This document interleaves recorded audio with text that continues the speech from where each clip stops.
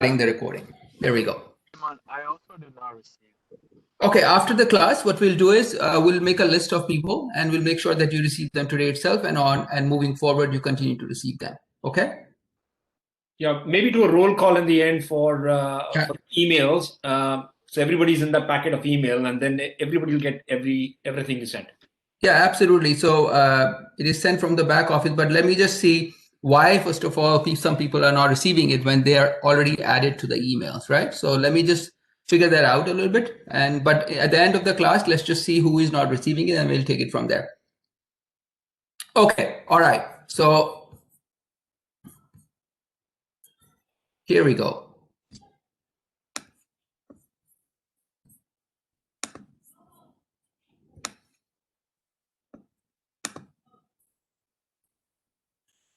So,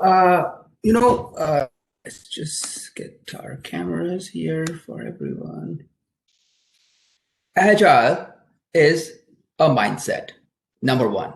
It is not, it's not something like a methodology in itself, as people have come to believe. They believe that Agile is a methodology. Agile is not a methodology. It is just a mindset. Right? It's a very simple mindset. A simple mindset which is formed on 4 core values. So Agile is driven by 4 values. We'll talk about what those values are. Actually, you will figure it out yourself once I present the case study, what those values are and why those values exist. We'll try to figure that out together, right? I'm not going to spit the values out here for you. So it's a mindset. And most of the organizations, and if I give you an example of Apple very soon, I'll quote that example for you. But what's happening is that there is this Agile is a mindset which is a consequence of industry frustration. It is a consequence of industry frustration. The enormous time lag between business requirement and delivering the solution, right? That this time lag that is there. 3 years ago, we collected the requirement, 3 years have passed and we've still not built the solution. Business owners get extremely frustrated. So Agile philosophy, this mindset is a consequence of frustration on business's part, right? So some people got together in 1990s. They sat together and they met once, leaders of industry, and they talked about this frustration in a resort in Utah. That was their second meeting. They talked about this frustration. And in those 3 days, what came out was a value system. Just the value system. 4 points. That's what came out. And 12 lines. 4 points, they called them values. And 12 other lines. 12 other lines. And they called them principles. 12 very simple sentences. So first, when they met, it's the second time in Utah to discuss this frustration that they had with the time lag between business requirement and solution. They sat together, and the second time when they met in a resort in Utah, they came up with these 4 core values. Very simple, 6 words each, 4 values, so 24 words. And they wrote down 12 lines that they derived from these 4 lines that they wrote called values, and they called them principles. And they put this together. That's it. That's what Agile mindset is. It is not a methodology which tells you collect the requirements, analyze them, now develop them, test them, and deliver them. This is not a mindset that talks about this. Said, there you go, and they started discussing it around the world. They became they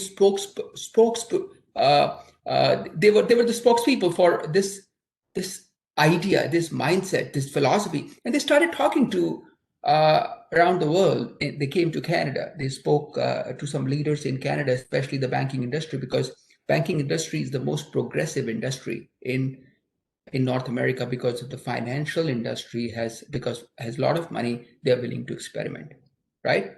Pharmaceutical industry is busy in its own research. They don't experiment too much here, but they experiment to save lives. So banking is where this experiment really took place, along with some manufacturing companies. And there was enormous success in this experiment. And what came out of these discussions with different leaders in different industries, of these folks who devised these 4 lines called values and 12 principles, are speaking to these different leaders in different organizations. What came out were different ways of delivering products using these 4 lines and 12 principles, using these 4 values. So it is the 4 values. Agile is a mindset, but Scrum is a method of delivering product using these 4 lines called values and 12 principles. So Scrum uses these, and they use this idea. And they developed a methodology. So Scrum is a methodology. Agile is an approach. Agile is an approach. Scrum is a methodology. Now, let me just quickly, before I give you some, before I talk to you about the case study, let me also, and before I present here on the whiteboard, let me also tell you a little bit more. So the idea of conventional project management that PMI's PMBOK guide was based on until version 5. In 6, they introduced bits and pieces of it and very, sprayed it. They sprayed it in the PMBOK 6 guide. They sprayed some agile component. But now they're not spraying it. They're telling you 2 different ways of product development. They're saying if you're working in conventional, this is what is the output. If you're working in agile, this is what the output. If you're estimating in conventional approach, this is what it is.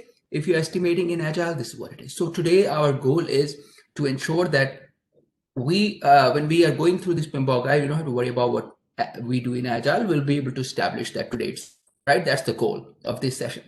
So the whole, and there was this another research that was conducted in Harvard by Takeichi and Nonaka, 2 guys. They conducted this research in late 80s and 90s, and they wrote down a paper. In the paper, they said something like the relay race approach to product development is not the way to go anymore. When they say the relay race approach to product development, they meant collect the requirements like PMBOK 5, 6, and even 7, analyze them, then develop them, then test them, and finally launch it or release the product. Collect the requirement, create the requirement document now, hand over the requirement document to the next team who will analyze it. This team, the other team now will take the requirement document and hand it over to the development team. The development team will take it.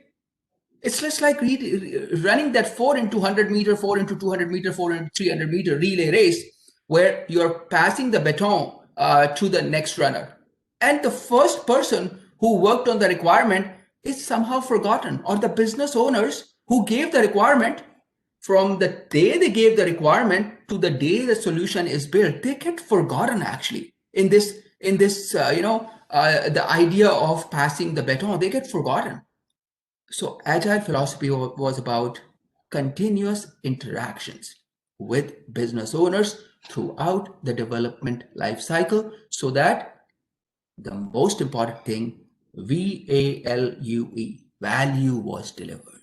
It was all about value, right? It was all about delivering value.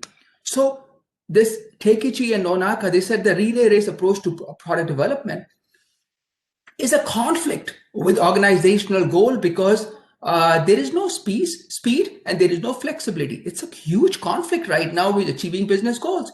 So he said, instead of that, we must use a more holistic approach towards product development, the rugby approach, where a team tries to go the distance as a unit.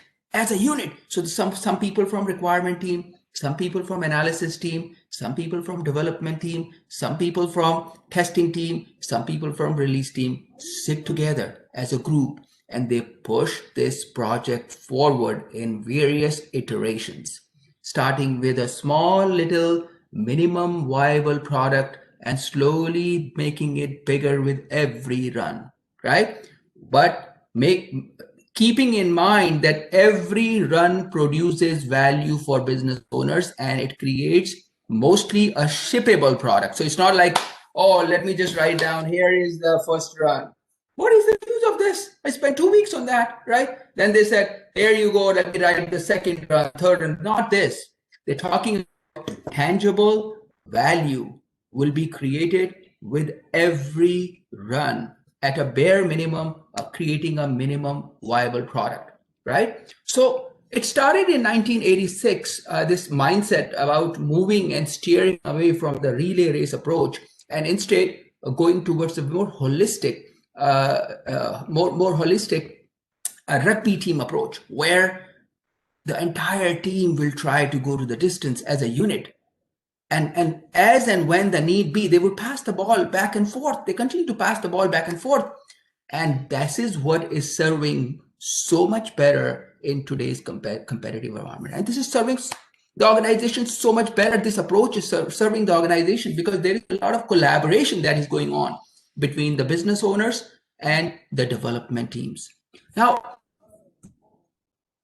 then so mindset, the idea of Agile is a philosophy, it's a mindset. The idea was creating a certain kind of mindset so that organizations can start becoming leaders. And this study, when Steve Jobs saw study and on his return to Apple, when he was thrown out of Apple, when he came back to Apple, he created a culture. Now this is very important. He created a culture because he looked at this research and he created a culture. He said, we cannot now be a computer manufacturing company. That's not how we want to be known for. We'll do something else. We'll do something better. We'll create some products and we'll create them differently now. And when he came back, the idea was establishing a culture.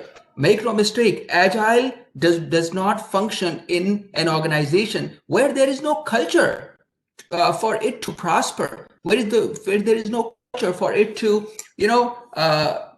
start delivering value. So Agile works very well in organizations where there is some, a deep work done in developing that level of culture. And today, or in 1998, when they started talking about it in Apple, and by 2000 and 2001, if you talked to any Apple employee, they would invariably, unmistakably talk about what they called, number one, deep collaboration, number two, cross-pollination, and number three, concurrent engineering. That's what they talked about: deep collaboration, cross-pollination, and concurrent engineering. What did that mean? What were they saying that the world was not hearing and listening? But they started creating these products, the iPods, the iTunes, the iPhones. The machines started changing, the look, the feel. What was happening? Why was it changing? Because they started adopting this rugby approach where all teams sat together, and together they continued to move forward, backward, and they started creating these products. And this idea of deep collaboration, cross-pollination, and concurrent engineering meant that the products do not need to pass from team to team. They aren't any, discrete sequential development stages. Instead, it is, now this is important, simultaneous and organic. It has to be simultaneous and organic. So they were working on products in parallel, and all departments at once, from design, hardware, software, operations, in endless rounds of interdisciplinary design reviews would create the product. So interdisciplinary design reviews were used. Iterative method of development, right? Now, this is great, great literature for all of us, for me, for you, something that I continue to read. I find it very interesting, and I throw out to people every time when we have a PMP session. This mindset is so critical so critical that if you did not move towards this, mark my word, in 2009, my boss told me this, right? In RBC, that if we did not move toward this, will not be the leading bank in Canada. What did they do? The first step, so in the exam, there may be questions on this. First step, to have any approach prosper in your organization, you will have to first work on development of a culture. If you do not have the culture, agile philosophy mindset is not going to work, right? It's just not going to work. So what I'll do is I will, our session will go up to 2 o'clock. What I'll do is first, we'll take a case study. As part of that case study, Gagandeep will be one sponsor of this case study, and maybe Rachel would be the other sponsor. There are two sponsors that we have. They both are looking to Gagandeep and to develop a new product. Let's say a mobile application. They both have warehouses all across Canada. Rachel as well as Gagandeep, they have warehouses all across Canada. The time has come. They want to have a digital presence in Canada. Rachel, being a leader in her organization, decides to use or does not want to change. There's a lot of work that needs to happen in redefining the culture. Knows about the agile principles, but does not want to go into it, because leadership is always fearful that if we adopt new approaches, new changes, people will get. So they think about people. People will get overwhelmed, and the results will not come, because in the end, it's all about results, right? So Rachel now says, you know what? We'll just continue. We'll develop this mobile application using our conventional philosophy. What is this conventional philosophy? Let's share a document with you. Now you take notes, and if you can take all the notes today, whatever those 20, 30 questions are on the exam, you will nail them. How you will nail them is because I have created, last week actually I dedicated some time in building some questions based on my own experience with ACP, PMI's ACP certification that I wrote, Dave's experience. And last year, in this class itself, we had 3 people who were part of our ACP course who passed the ACP certification, and some insight from them. We have built about 50 questions for you. And those 50 questions, the quiz will cover everything that you will see on the PMP exam from Agile standpoint. So that's why I didn't want you to worry too much during the course about Agile, because I was looking ahead to this course and we could just, have a nice discourse on Agile. So let's share the document. Here we go. And let's start. Increase it a little bit to. So,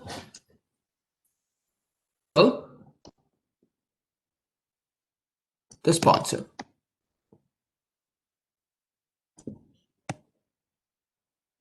Gagandeep and the sponsor. Both are in the same organization, work for the same organization. Now, Rachel has decided to use the conventional approach. When I say conventional approach, according to PMI, what does that mean? It means predictive. Some organization, no one calls it predictive, by the way. It's just PMI and standards language. Predictive, plan driven. Plan is everything. That's what, right? Yesterday, when we were going through starting the project, did you see the number of processes to create a plan? Plan is everything. It takes months and months and months for a $2 million project. Sometimes project managers take 2 months to create a plan, right? So predictive. Predictive means we already predict how the solution looks like. That's why it's called predictive. Today, I already know how the solution will look like 3 years down the line when it is created. Today, I already know how the bridge will look like 3 years down the line when the solution is created. Today, I already know 3 years down the line when the website is ready, how would it look like? So predictive, I predicted the solution already. Based on that, I create a plan. So predictive, sometimes called plan driven, sometimes called waterfall, and sometimes some organizations love to call it SDLC, system development lifecycle or software development lifecycle, whatever you may want to call it. Initially, they called it software development lifecycle, but slowly they wanted this approach to be consumed by other industries. They moved from software and they moved towards system, developing any system, any product. So this is what PMBOK guide has been based on, and it is currently also 70% of it is based on this philosophy. Right here, so Rachel now is the primary sponsor. Rachel hires a contractor, and the contractor is Bharat. Rachel's team writes a project charter. Now, let's also start putting our things together. Rachel and her team has written a business case. They have developed a business case already. They have justified the need.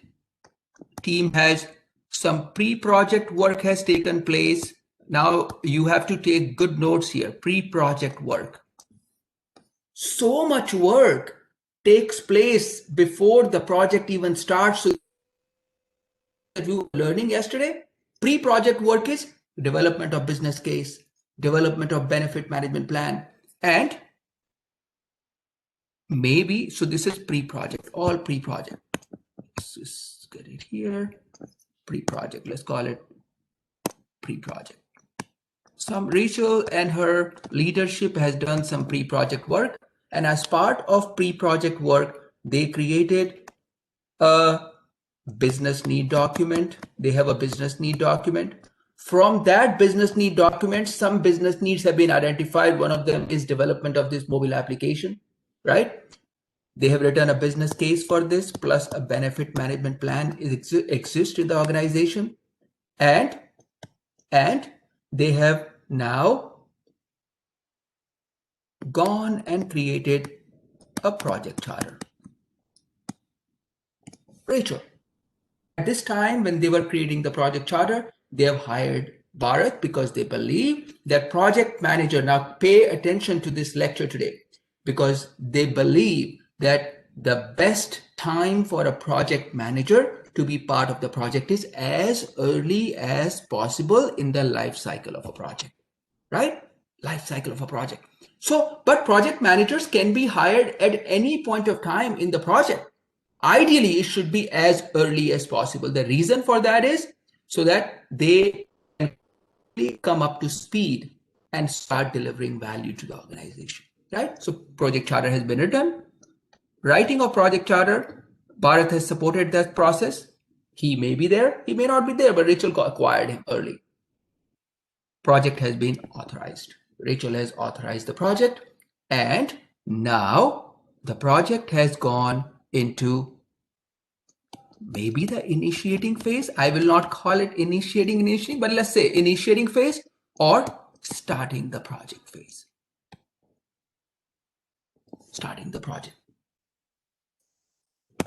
This is starting the project.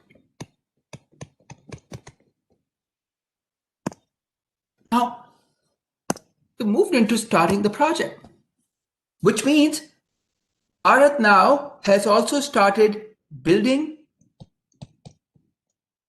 or creating, has started creating a high performing team. Now make no mistake here. Bharat is creating a high performing team, but this team is minimalistic right now. Whatever resources are required at this time, right? Whatever resources are required at this time is what is, so he's building the team, he's putting the ground rules together and doing everything that should happen as part of creating a high performing team. And he will continue to do this throughout till the very end. He will continue to create this high performing team.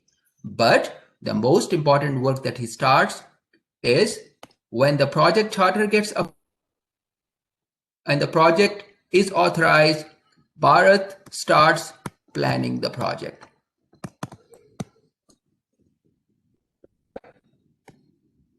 Or part of planning is part of starting the project. Starts planning the project.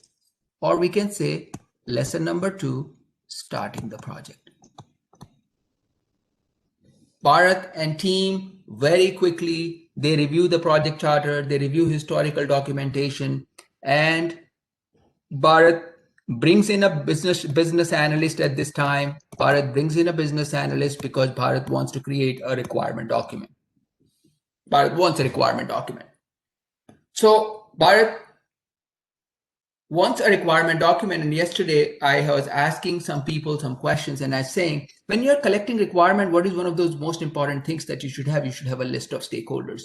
Bharat has also identified stakeholders. So right here, during the earlier stages of the project, on one hand, we create a project charter. Simultaneously, we also must identify stakeholders. This list of stakeholders must be created before planning. We should have this list. Otherwise, who would you call in planning if you do not know who the stakeholders are? So keep this in mind, that project charter is created, simultaneously stakeholder register or stakeholder list is created, and then starts planning of the project. While planning of the project, Bharat's first step is creation of requirement document. And when I was talking in the beginning that the dysfunction and frustration among the business owners of the time lag from requirements to building a solution is what has led to this new approach, new mindset, right? That frustration. So look, the requirement document. It took about, now Bharat told the business analyst, let's say now I can see right now some shares. So some share, the business analyst, Bharat told some share, go meet Rachel and go meet Fadwa and go meet Sarah and go meet Juan and go meet Errol, go meet Nosa, go meet these stakeholders. These are our critical stakeholders, and start collecting the requirements. Sometimes Bharat was available to some share. Sometimes some share was doing this on his own. Some share first of all went to the sponsor, Rachel. Rachel said, well, some share, I would like, a homepage on our website, and it should speak about us. And I'll give you the content for this. Now look, half requirement. I'll give you the content. She's very busy.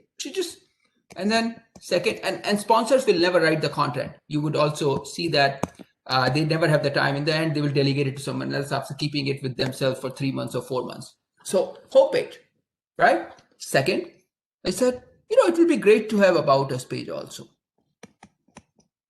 And she says, how about, I saw on Amazon, they have this cool feature that people who like this, they also bought this. People who like this, she just said this, people who like this, they also bought this. Third requirement. Then Rachel said, what, I don't have time. How about you go to Juan and how about you go to Sarah, and they will give you more requirement. So now some share booked a meeting with Juan and Sarah. Samshare is very smart. He continues to ask probing questions because just like Steve Jobs, he also wants to strip off all the underlying assumptions from the requirement. He's asking some probing questions so that he can uncover the unsaid requirements also, right? Now, Sarah and Juan, they gave some requirement. They said, look, Rachel is always so busy. She totally forgot that if people are going to come to our website, they will need a payment link. Hey, what about contact? If people are not able to find something, how do they contact us? Again, when they were giving these requirements, Samshir said, so what should be part of contact us? They said, let us think about it. Requirements are still incomplete. This run is going through. Samshir, for us here, it looks as simple. But one day, Samshir met Rachel. Second day, he met Juan and Sarah. Third day, fourth day, sometimes the stakeholders were not on vacation. It has already taken 40 days. And this requirement document now, after meeting all these people, has 92 features and functions. So 92 features and requirements are nothing but features and functions of the website. So stakeholders, all these different stakeholders, including the sponsor Rachel, has given 92 requirements that they would like in the website. As we all know, as part of the project charter, we already know high-level schedule, high-level scope, high-level cost, and so many other things, milestones and other things. At a very high level, we already know that. So all these 92 requirements have to fit within the range that has been provided, the wide range that has been provided. So one fine day, after about 42 days, Samsher was able to get the requirement document signed off. A great celebration among the project team, right? This is a celebration because they know now what work needs to happen as part of the project.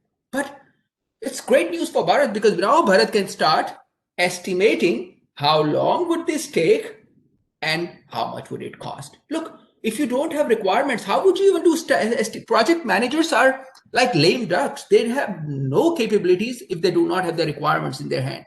So they are always waiting for these requirements to be developed, completed, signed off so that they can start the estimation of how long would it take, at least at a bare minimum, and how much would it cost, right? So now look at Rachel's dilemma here. She's acquired Bharat at $100 an hour. The PM's rate, normal PM's rate, $90 to $100.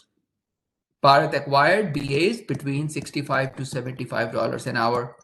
Normal rate, Canadian rate for a BA, for intermediate BAs. Then Bharat has also acquired a development lead at maybe 85 per hour. Now look at Rachel. She is paying, she has already now, almost 2 months have passed here, right here. All this work, 2 months have passed, almost.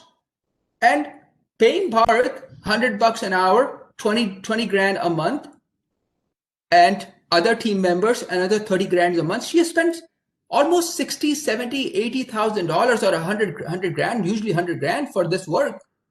And nothing has happened. What has she got?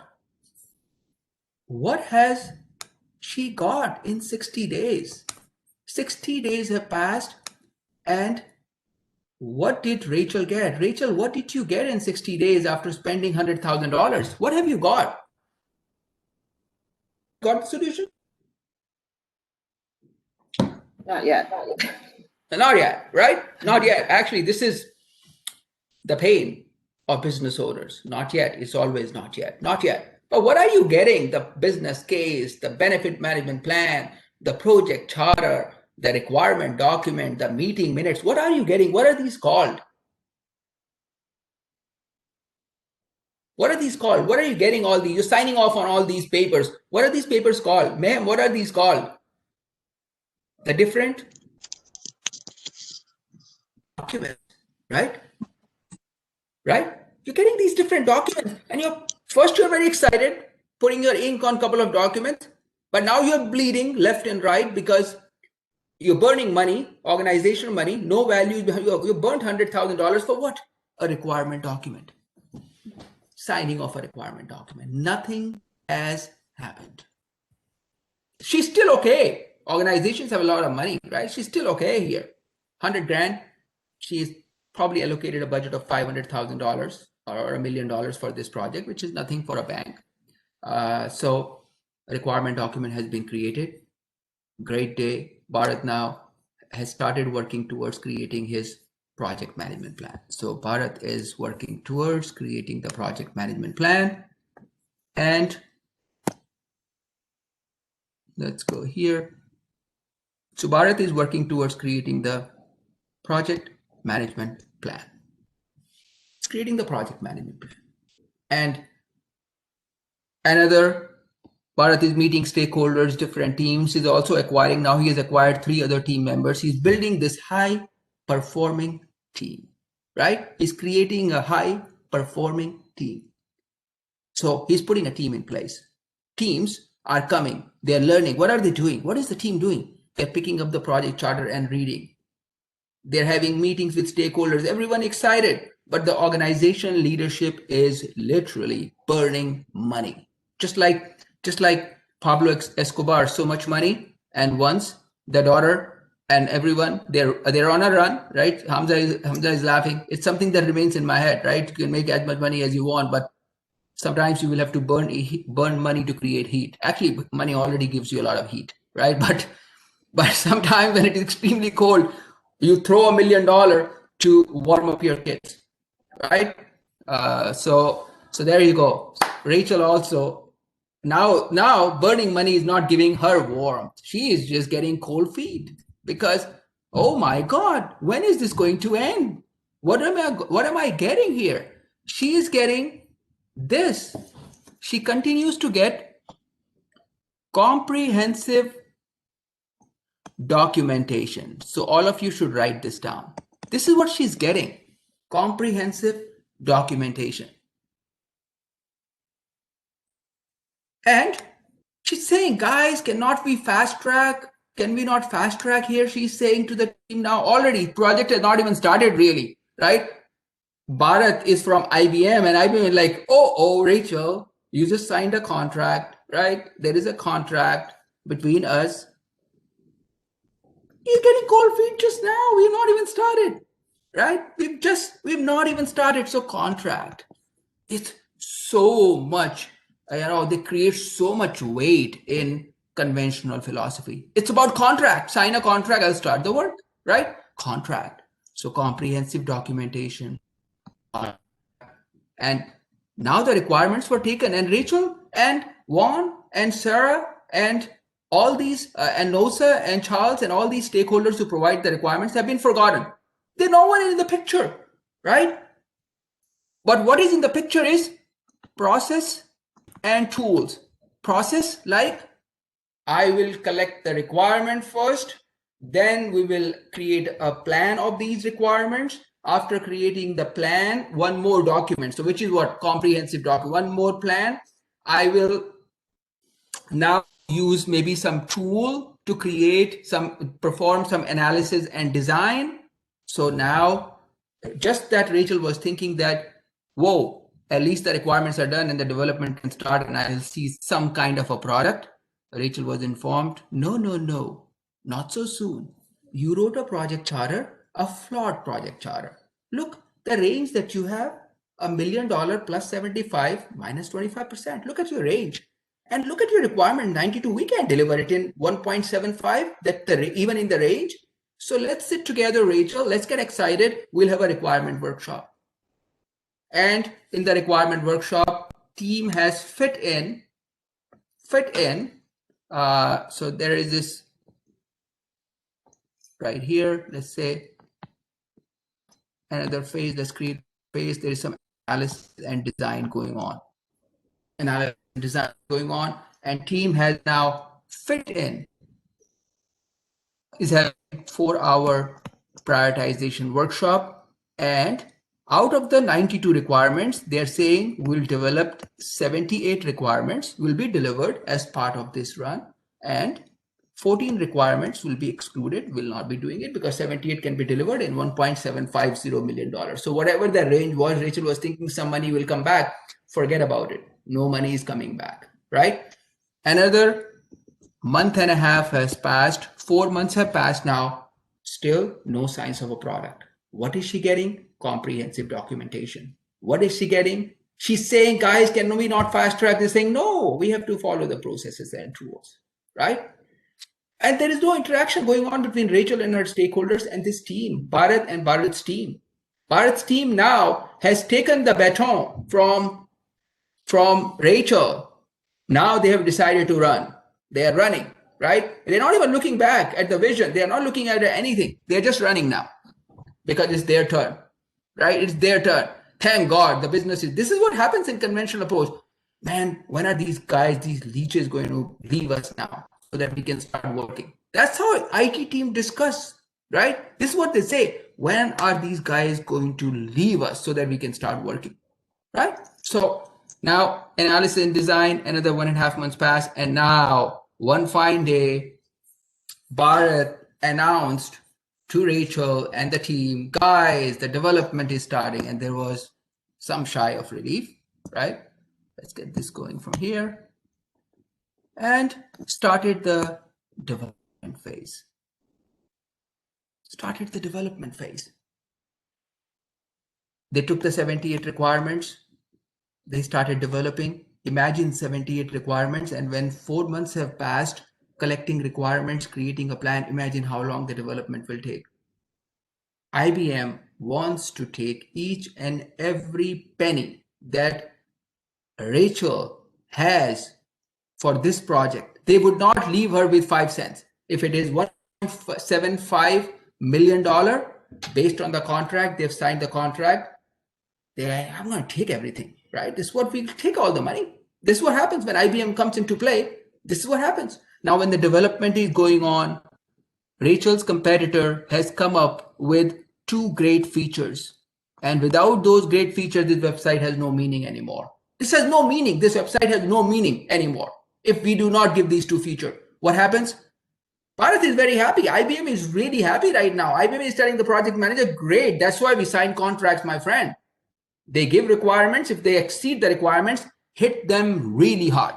You know, when I in the US, when I worked with one of the consulting firms for Goldman Sachs, this is what we were taught in my early career: squeeze money once you're there. What are you even doing? It's like a cop, right? You're driving the guy, and you get a call from the commissioner. They say, "You didn't write the tickets, my friend. Where am I supposed to give you your salary?" This is their language, right?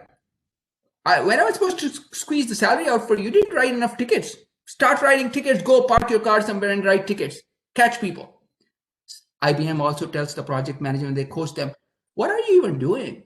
There are no change requests in your project. Is this how we are going to sustain ourselves? We are IBM. So there we go. 2 change requests has come, and the same thing. Look at the process now. Process and tool. So what have we learned? Contract, comprehensive documentation, processes and tool. Now, Rachel just now, she was thinking the development has started because of these two change requests. Even things are outside Rachel's authority right now. Look what has happened. Impact assessment will be done for 1 change request. It will be change request form will be filled.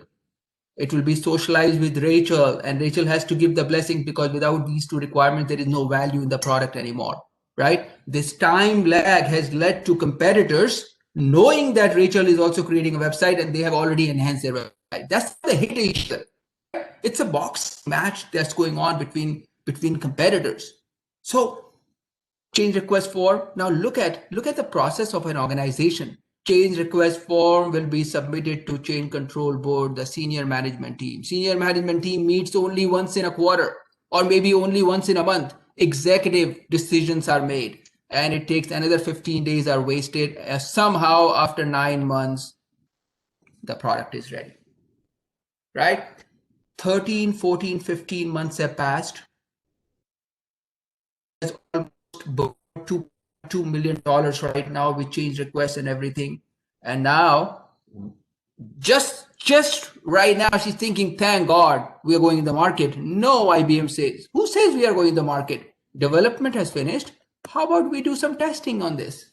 Bharat has acquired 3 more QAs to do testing of this. This is how work happens, right? QAs have arrived now. They test. What is testing? They make sure the product conforms to requirement. Testing is conformance to requirement.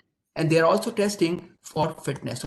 So keep this in mind from exam standpoint. Testing is conformance to requirement and fitness for use, right? They're testing this another month. Month is being very aggressive actually and very optimistic. But let's say month passed. Now Bharat picks up the phone and calls Rachel and says, Rachel, we have tested it. We have reached a 0 defect state. Great news. Come. So he says, so let's launch it. No, come. You do UAT now. We have assigned 3 weeks for you to come and you do UAT. So there you go. Rachel, her team, she designates some team members. They do some UAT. And when they are doing some UAT, the team finds out that our competitor's website is so much cooler because they never get to see the product. This is the first time they're witnessing. They're coming in contact with the product. All this time, these business owners, the Rachels, the Wans, the Noshas, the Sarah, everyone were forgotten because it's like a relay race, right? They pass the baton to one another. So They find some defects, they get resolved, another 2 months passed, and the product gets launched. By the time the product gets launched, the market has already moved forward. This product is so inferior to what Amazon has, what Google has, what her competitors have. This is just so inferior because this 3-year, 2-year time lag just does not work. And this life cycle of capturing requirements and analysis and design. So capturing the requirements, analysis and design, development, test, and finally deployment is called waterfall.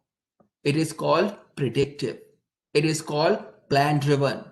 Plan, plan, plan, plan, and plan. That's it. We predict how the solution will be 2 years from now. And sometimes we even close our eyes to the market. We close our eyes to the market, like what's happening in the market. We are not aware of what's happening. And sometimes we are so fearful that if I bring in one more change, these guys are going to squeeze me so hard. So sometimes because of the fear that the change is going to cost me more time and more money, we don't even bring changes to the product, right? So keep this in mind. The predictive, plan-driven, waterfall, SDLC, whatever you may want to call it, starts with requirement phase, moves to development, moves to test, and deployment. So requirement, sometimes you can say analysis and design, or design, requirement, design, number 3, development, number 4, test, and deployment. So there you go. Right, Rachel, lesson learned done on the project, they're submitted, and now Gagandeep, the next business owner department, is also looking for developing a website. Rachel picks up the phone and tells Gagandeep, Madoras, Bharat, and the team is a nightmare. Right, this is the news. This is how project managers are treated. They're a nightmare, man. Project management is really bad, right? The culture of the organization, and trust me, functional organization, this is what it is. Go to City of Hamilton and try executing a project. They'll say, what are we paying these guys for? Right? Initially, when I was at City of Hamilton 3 years ago, when I got introduced, what are we even paying this guy for and his team for? What do we pay them for? They don't do anything. What is this, right? What do we pay them for, and this and that? Especially, I also come from this culture of IBM and all that, so I exactly know how to squeeze money out of clients, especially government. It's just so beautiful out there, right? They don't ask you questions, and they have so much money. Unfortunately, it is taxpayers' money. So now Gagandeep says, okay, great lesson learned. So lesson learned is project management is bad, right? She says, how about we try a new approach that I've been hearing, and TD has been using it. So how about we apply it in RBC now, right? TD has been using this. CIBC was the first bank to start adopting Agile at a very, CIBC and Scotia started adopting it at a very, what should I say, rapid pace, right? At a very rapid pace. So now Agile is the way to go. That's what Gagandeep feels. Maybe it's a good experiment. Rachel failed. I will also fail too. That's how leaders see, right? Things as they fail. Let's try to fail using something else, right? There is always fear of failure, but let's try. So starts. She acquires a project manager this time, and she acquires Jay, the project manager. But in Agile, so first of all, before we go towards that, let's clarify something, right? Let's go here and let's say Control A, lead. So all of us now, let's just brainstorm a little bit here together. Excuse me, Hemant. Yeah. Before you get rid of the whole diagram, for this hour, can we pause for some questions? Yeah, we will. But give me a second here. Let me just. Yeah, we will. Let me just wrap this up first. So now, what happened here? First of all, SDLC, waterfall, predictive, or plan driven, whatever you may want to call it. This is what you should write on your resume too. Extensive experience working with SDLC, waterfall, predictive, plan driven, as well as agile approaches, right? So whatever you may want to call it, they are requirement phase, design phase, development phase, test phase, and deployment phase. Testing has two components to it. One is done by the project team to bring the product to a zero defect state. And the second part of testing is done by Rachel and her team. It's called UAT, user acceptance testing, BAT, or business acceptance testing, right? Without acceptance, the product cannot be delayed. Product cannot be deployed. So deployment or launch of the product can only happen when Rachel and her team has provided a sign-off that they are accepting that deliverable. It is at this time Bharat and company gets paid for the rest of the money, right? So there we go. Now, what were some of the, so this had sequential approach. This is also called sequential way of development. Sequence, one followed by second phase, third phase, fourth phase, right? It's like, why is it called waterfall? One phase falls into the other phase. The next phase falls into the other phase. That's why it's called waterfall. It's like waterfall, right? So now let's talk about this a little bit. And so we said, number one, what Rachel got to see was processes and tools, right? She got to see this, processes and tools, a lot of process. Second thing that she got to see was comprehensive documentation. That's what she got to see, comprehensive documentation.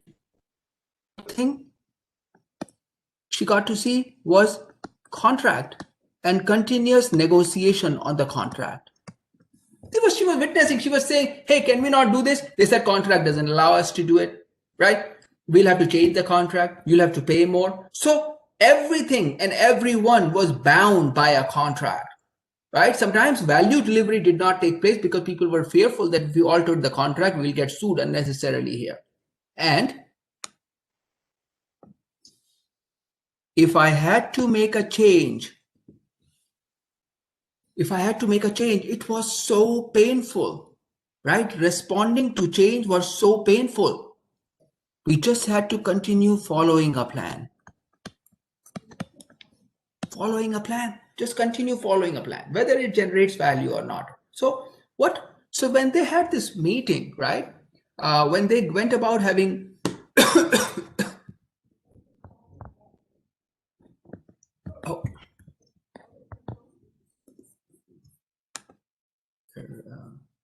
So when they went about having this this meeting in Utah, these are the 4 things that they wrote. These are called the values of Agile. Not complete value. These are the values on the right. Right? This is what they discussed when they sat together in Utah. This is what they said. Oh my God. The frustration that they had was, processes and tools, the leader said, comprehensive documentation. Did you even see that project charter? When we signed the project charter, after that, they create another plan which just looks like a project charter. And after we create a project charter, they say we have to add 12 more plans to that, or actually 13 more now with compliance, right? They said they just continue to introduce this documentation. My hand hurts because I have to sign all these different documents all the time. Just when I know that I just learned enough and I can execute an approach, they say, no, we are changing it to standard number 7 now, right? The world, it's a nightmare out there for leadership. So they said, so when they sat together in the second meeting, they formed consensus on the right side. They said, this is the problem, right? And the problem was, what happened when Rachel, when you provided requirements, what happened after that? Where were you? When did you come back into the scene? Not until UAT. not until UAT. So they said the new approach, the new mindset should be about individuals and interactions with them. Sorry, let's write it properly because this is important for you from exam. After this, we'll take some questions. They said individuals and interactions over processes and tools. This was the first Agile principle. They said, when we start developing new products, we will always focus on individual and interactions with them over following of tools. If our processes and tools need to be altered, we'll alter them. But individuals and interactions would always be our primary focus throughout the product development. I said the second was comprehensive documentation that was being thrown at the business owners. Said this must change too. So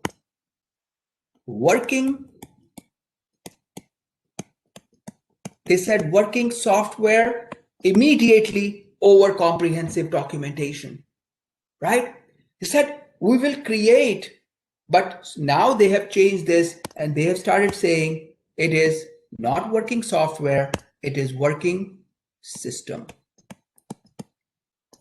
Because Agile is being embraced by not only software industries, it is being embraced by other industries also, right? So they moved away, they steered away. Said working software over comprehensive documentation. And look how the contract was long-term in this predictive approach. 3-year contract was signed with IBM and Bharat, right? So now the third principle was we will always focus on, use another pen, always focus on customer collaboration over contract negotiation. So contracts will be written for short-term duration. And when you deliver us value in this short term, then we will renew your contract. This kept the vendors motivated. In Agile, this is what keeps the vendor motivated, and they continue to deliver value, because if they don't deliver value, they will get kicked out of the project in no time, right? Contract, so customer collaboration. We'll focus on customer collaboration, which became value number 3. Fourth was following a plan. And look, when a change request came because the competitor had a new feature, how difficult was it? We had to first ask Rachel for a documented change request. Then we had to do impact assessment on that. Then we have to present it back to her. Then we had to fill up a change request form. Then we had to submit it to change control board and wait for the senior management team meeting, and this to become an agenda in their meeting. That's another thing. This item sometimes may not even become an agenda in their meeting because they are fighting fire somewhere else right now, right? So the fourth principle that they all agreed on, which and all the businesses love, was your ability will increase. Will create a philosophy of product development, will create a mindset where responding to change will be way easier, and the idea will never be about following a plan anymore. So responding to change over following a plan. And these were together the 4 principles of Agile, right? The 4 values of Agile: individuals and interactions over processes and tools, working system over comprehensive documentation, customer collaboration over contract negotiation, and responding to change over following a plan. The value system was created for Agile. Now, when they were creating this value system, they said, and they also sat together after this, they said, let's write down 12 lines. 4 values and 12 principles. And those 12 principles were nothing but, number one, customer satisfaction is the most important aspect of product development. The customer is not satisfied. What is the point of development, right? Customer satisfaction, that's number one rule of Agile. Customer satisfaction. Value delivery is number two. Continuous development, right? In iterations and generating value. Maintaining the highest level of quality. And similar, all this came, your ability to respond to change, your ability to create documentation at the last responsible moment. You're at last response. So similarly, they're 12, but they all came out of these four values. So look, this is what Agile is. This is your Agile. And you won't believe the entire Agile Certified Professional exam comes out of these 4 lines. Now, this is Agile Philosophy, which is based on 4 values and 12 principles. I'd give it a read, those 12 principles. They're exactly what the 4 values are. Now, organizations looked at this and International Scrum Institute, Scrum Alliance, and Scrum.org. And so International Scrum Institute, Scrum Alliance, Scrum.org, and Scrum Study. They created a common philosophy and they called it Agile Scrum. Right? Then there was something called Lean that existed. Something got created called Agile Kanban, which some shared the other day. Some share was saying, we have been using Kanban boards, signboards. Kanban is a Japanese word for signboard. So it's signboard. So Kanban. Now another thing evolved. This was called XP, the XP metaphor. It was also XP philosophy, extreme programming, very quick way. No requirement gathering, nothing. We'll gather the requirement when we develop. That's what it means, extreme programming. So if Rachel was using XP, she would be sitting with the developer and they will be building that application when she was giving the requirement. Extreme programming, right? Extreme programming, depending on the kind of project you're working in. Then there was something called rapid application development, right? Quick way. How can we just completely eliminate? Requirement phase? That is what is rapid application development. And then in Europe, there was something called DSDN that came. Europe, so many things there. So these are different. Now these are different mechanisms or different methodologies that have come out using this philosophy, right? Using this philosophy. So now from today on, don't say we are using Agile methodology, right? Don't use the word Agile methodology. Agile is a mindset. It is an approach with 4 values and 12 principles. That's it. Those 10 leaders, they wrote down and they went about the entire country and they talked to the leadership around the world, and people embraced this approach, this idea. But this idea would have only been an idea if they did not create a methodology of product development. So using these principles and values, they have created something called Kanban. They've created something called Agile Scrum. They've created XP. They've created RAD. They've created DSDN, right? Using this mindset. So there are different methodologies that have been created using the approach. And the approach is only a mindset. 4 values, 12 principles. So what I'll do is we will stop here for a moment, because I gave you an overview of conventional approach, how conventional approach is, and then we'll revisit that very quickly. And I will map that conventional approach to the PMI world, and then we will move towards Agile Scrum, because they expect you to know Agile Scrum in the exam. And I'll quickly maybe shed some light on Kanban for you, right? Kanban for you, and if we have time, otherwise we'll take Kanban some other day. But with what I'm telling you today, all those 25, 30 questions on PMP exam out of 180, They will be in your back pocket because these are the easiest questions you will get on the exam, right? Okay, let's take some questions about what we just covered. Juan here, Hemant. I'll see if I can elaborate it. Do you think you could come back to the sheet you had before, so that we can break it down better? Okay, so I won't have that because I just use one sheet here. But let's see. Can you have multiple sheets at a time so that we can? But I just continue to erase it. I always feel that you will take the notes. But let's see. I did. But just for the future, I think we could benefit if we could come back to it. Because okay, all right. So you know what? But it's fine. Let's go ahead. Let's not report. Yeah.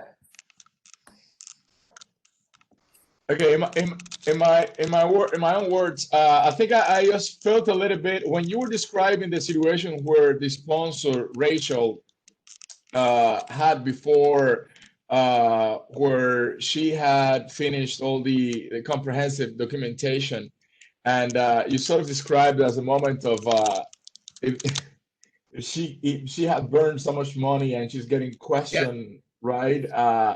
That suspense and sort of like a feel that she was given the chance to screw up, meaning like no boundaries, sort of like scared me a little bit. Would that happen in the real world? Would she be given some sort of like boundaries, like hey Rachel, for this part of the work, for this phase of the project where nothing's been done yet, you can only spend 200K, and that's fine. If you go beyond that, then hey, red flag. So is the project manager given some sort of like boundaries for that phase where you're wondering if you're being efficient or not? So you're saying if you could just time box the different phases, right? Time box them a little bit. Not only time box, but budget box. Yeah, that's fine. But budgeting, you can do some budgeting, right? Yeah. So look, this is how it is. When nothing else was available, and this is the only way to do the work, and all government companies, all manufacturing companies, and all other industries, they continue to use this approach, and they're used to this. And accordingly, they are building their budgets for the project, right? When they create a budget, they're already inflated. They're inflated. If they need $1 million, they have $3 million because they're building their budgets based on this approach. When IBM comes and provides an estimate and Microsoft comes and provides an estimate, business is used to these estimates. Business is used to, because there is no other better way of doing things. But the question is always there. Can there be something better? Why do we need so many documents? For example, when I came to Royal Bank from the US in 2007, I came from a very lean organization, right? When I was acquired here, the first thing I looked at, before we even went into planning, we wrote 5 documents. It was project charter, scope charter, and some business related charter.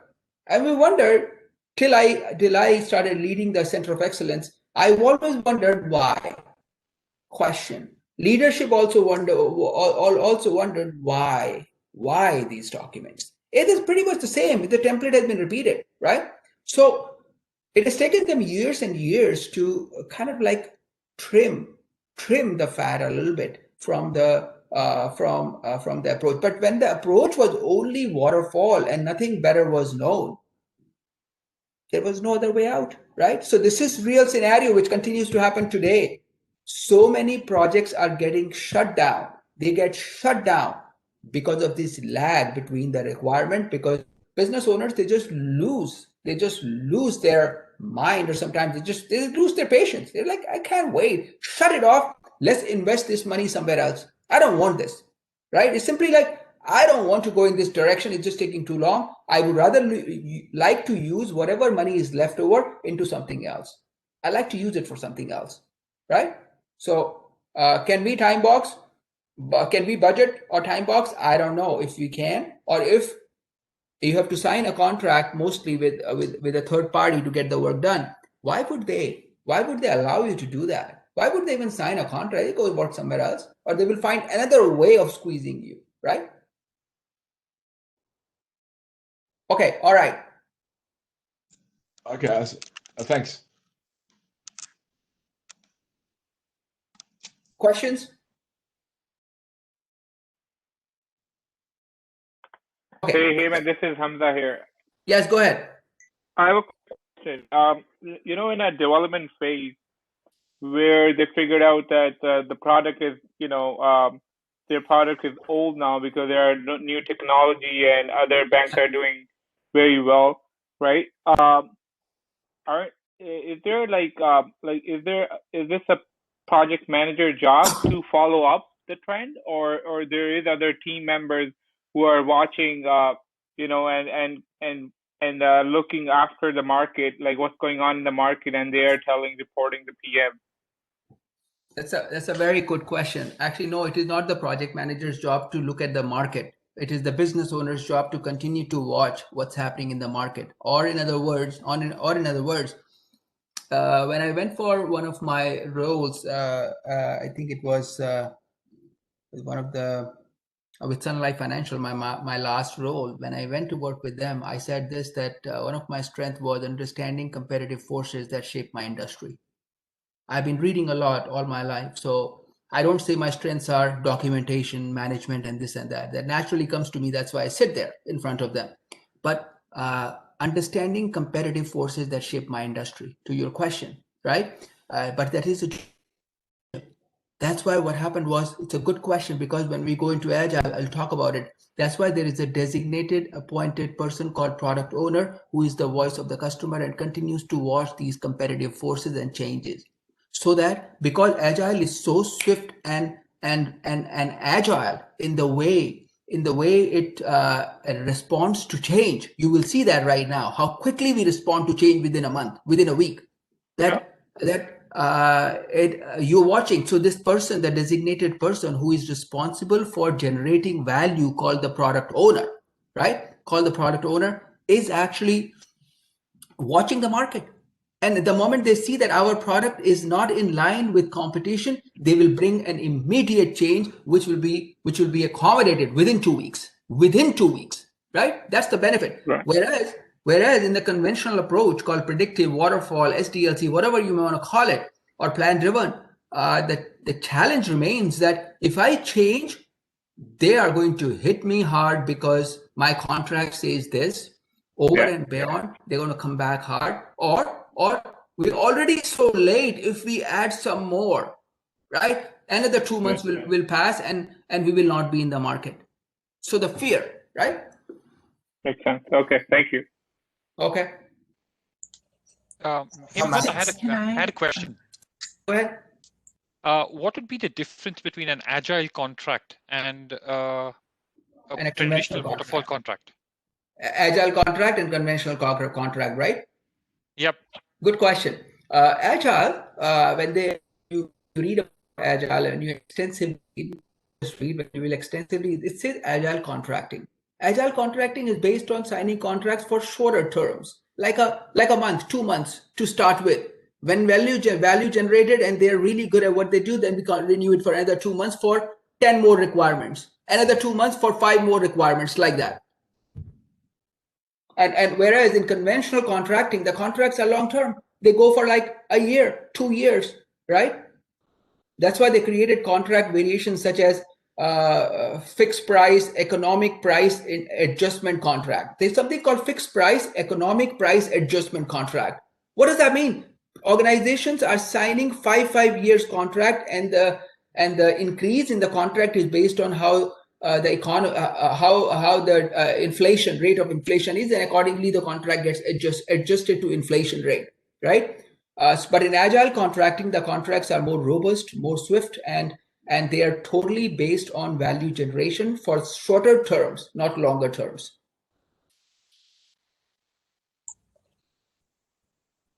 Hemant, can I ask a question? This is Eddie. Go ahead. So based on the 2 examples you gave us, you had come up with a estimated price for predictive or the traditional one, what would be the cost of that exact same project using Agile? We have not gone there. So this is our next case study, which is starting now, right? So when we go through that, you will see how it functions. So that's where we are coming to, right? Okay. All right. So how about we take? I don't think we need a break. We'll continue moving forward. So the idea, the modern idea of product development, I'll steer away from using the term project management. I'll say product development. The modern idea of product development is speed, reliability, and highest quality. So speed does not mean, right? So it's very interesting. Product development, we call it speed. Leadership says speed with direction, right? Leadership is concerned with direction.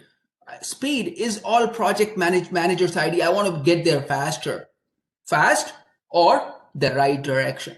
So Agile philosophy is, yes, it is about speed, but it is also about the right direction because we respond to change considering the variations that are taking place in the market, right? So let's start with Agile. So Gagandeep has decided to acquire Jay as a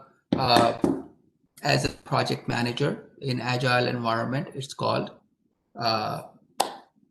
the Scrum Master, right? So we are looking at this philosophy approach methodology, which has been derived from Agile mindset called Agile Scrum. In the exam, you will get tested on this, right? These are the questions you will get because a structure of development. So let's take a look at that.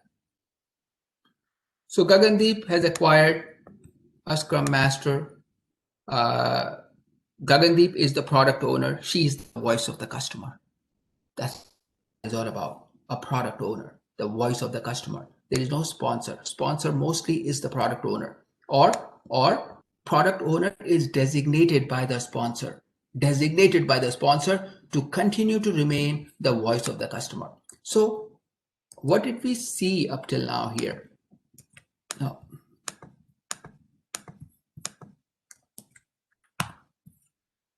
So where is our document?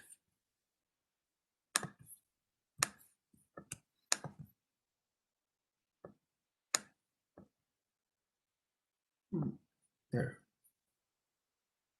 Okay.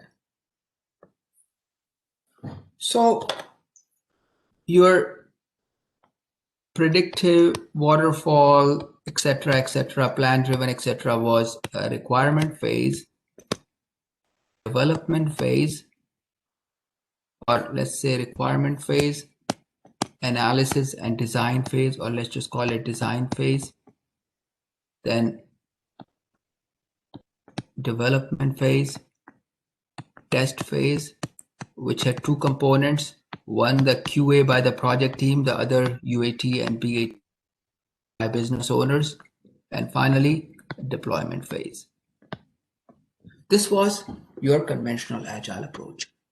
So let's take this off from here. We don't need this. Test has two components, just for us to know. Now Gagandeep has started the Agile approach, right? Keep in mind the 4 principles. Keeping in mind the 4 values of Agile.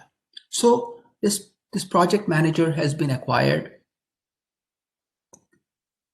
who's called the Scrum Master or an Agile coach. So in exam, find terms being used interchangeably. They could say a project manager, Agile project manager. Sometimes they will say Agile coach. Sometimes they will say Scrum Master. Depends. Or a delivery manager.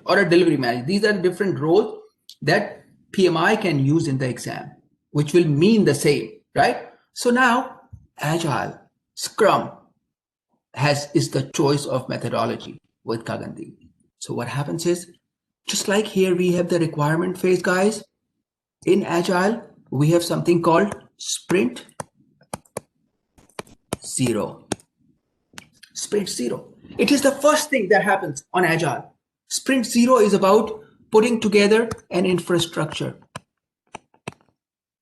So So Jay, the Scrum Master, the Agile coach, or the Agile project manager is working on putting us infrastructure together. Infrastructure, why? Because we want our teams to be co-located. So he is working towards ensuring that we have a working place, 20 by 20 square feet area or 30 by 30 square feet area, open, where teams can sit together, talk to each other. Infrastructure is being created. That is what is required for Agile, co-located teams, right? It could be distributed teams also. Then we'll have to work on the communication methods accordingly. So infrastructure, but most importantly, a requirement document is being created in Sprint 0. But as I said yesterday, if they called it requirement document, if they called it who will buy Agile, right? Who will buy Agile? So they had to change something. They said, we'll call it the product backlog. And Jay and some other appointed person goes to Gagandeep. Just like Rachel, Gagandeep provides the requirements. Jay writes these requirements in the form of a user story. As a user, I would like a home page so that I can showcase my business, right? As a user, I would like an about us page so that I can speak about us and the management team. As a user, I would like the product page so that I can showcase the product page and people can buy on the fly our products, right? User, I would like a PayPal link or some link so that people can make instant payments on the website itself. So product backlog contained user stories. And this was a syntax of a user story. As a user, I will like the ability to do this. So 3 components were addressed in a user story. Who is going to use this? What are they going to use it for? The description. And finally, why are they going to use it? The value or the benefit.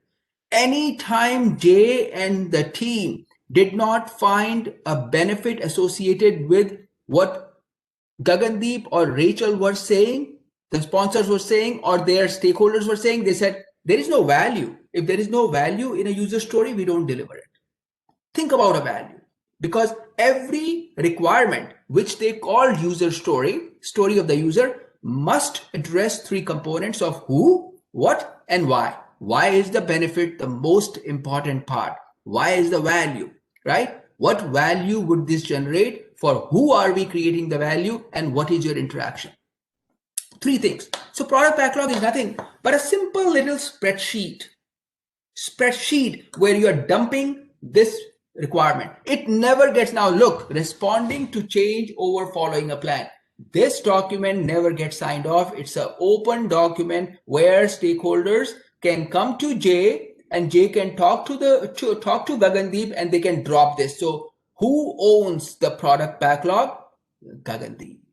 If Hamza, Eddie, or Lloyd, or anyone wants to add something to this, they should ask Gagandeep, and Gagandeep will say, yeah, go ahead, dump it there. But they should inform Gagandeep about it. The product owner must be informed. Product owner is the voice of the customer. So Sprint 0 is about putting the infrastructure in place and putting a product backlog in place. Product backlog is nothing but a requirement document. It contains list of features and functions that stakeholders want, right? So it can contain this Lego remains as a user, I will like, as a user every time. So Maham says, well, I would like a contact us page. As a user, I like the ability to showcase the contact page. So my clients, so benefit is, so my clients can easily contact us in case of any kind of, whatever. So 3 components, and you're dumping them into this sheet. And with that, you're saying, also adding one more, you're saying a very high level estimate is being provided. And based on the experience, Gagan and her stakeholders and Jay, the project manager, are sitting together. Customer collaboration is going on. And they're saying, let's use t-shirt siding. Let's make it fun. Let's work together. And let's say this will be, I think, large. This will be, I think, small. Or they're using Fibonacci series, or they're playing poker games. Why are they doing all this? It's not time wasting. They are building. the right mindset with the team, that we are going to work as a rugby team going back and forth. So let's have the right energy. So these collaborative games, why did organizations introduce these collaborative games? Because we wanted to build the right energy among the stakeholders, because we would go together from the beginning to the very end. So what does that mean? Gagandeep would be available throughout the development of this product. The voice of the customer will always remain with the development team. That's what it means. The voice of the customer will never be forgotten. That's why there were these, 4 principles that were written: individuals and interactions over processes and tool, working system over comprehensive documentation, customer collaboration over contract negotiation, and finally, responding to change over following a plan. So what did these 10 people who created this say? We like what is on the right-hand side, but we value what is on the left-hand side more. That is what is Agile philosophy. So when you're developing the product, you continuously remind yourself of the things on the left and always staying with the things on the left as much as you like what is on the right, right? But we value what is on the left a little bit more. And this is exactly what they wrote. They said, we like what is on the left, right? But we value more what is on the right. 4 Agile values, right? So now the product backlog does not need to be signed off. It's an open document. That's how you respond to change. You keep it open, right? Now, this part of Agile is only happens the first time when you are starting a project. After that, this never happens. And the best thing is, this is not like this indefinite run like Rachel's project, and it took 7 weeks, 8 weeks, or 10 weeks, or 12 weeks. This idea was an indefinite run. It is, as one was saying, can we not budget? This is time boxed. Agile philosophy is a time boxed approach towards development. Or in other words, Agile Scrum, the one that we are talking about right now, is a methodology which is time boxed. Everything is time boxed. So what happens here? Organization has set 4 to 6 weeks time box. Why? So J, because the teams are self-directing and the teams are self-organizing, everyone has a voice, or the discourse is heard, right? It is heard.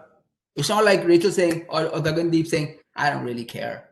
No, I don't want. You have to listen to everyone, right? So 4 to 6 weeks time box. Why? Jay says, Gagandeep, look at this, right? Lesson learned from Rachel's project.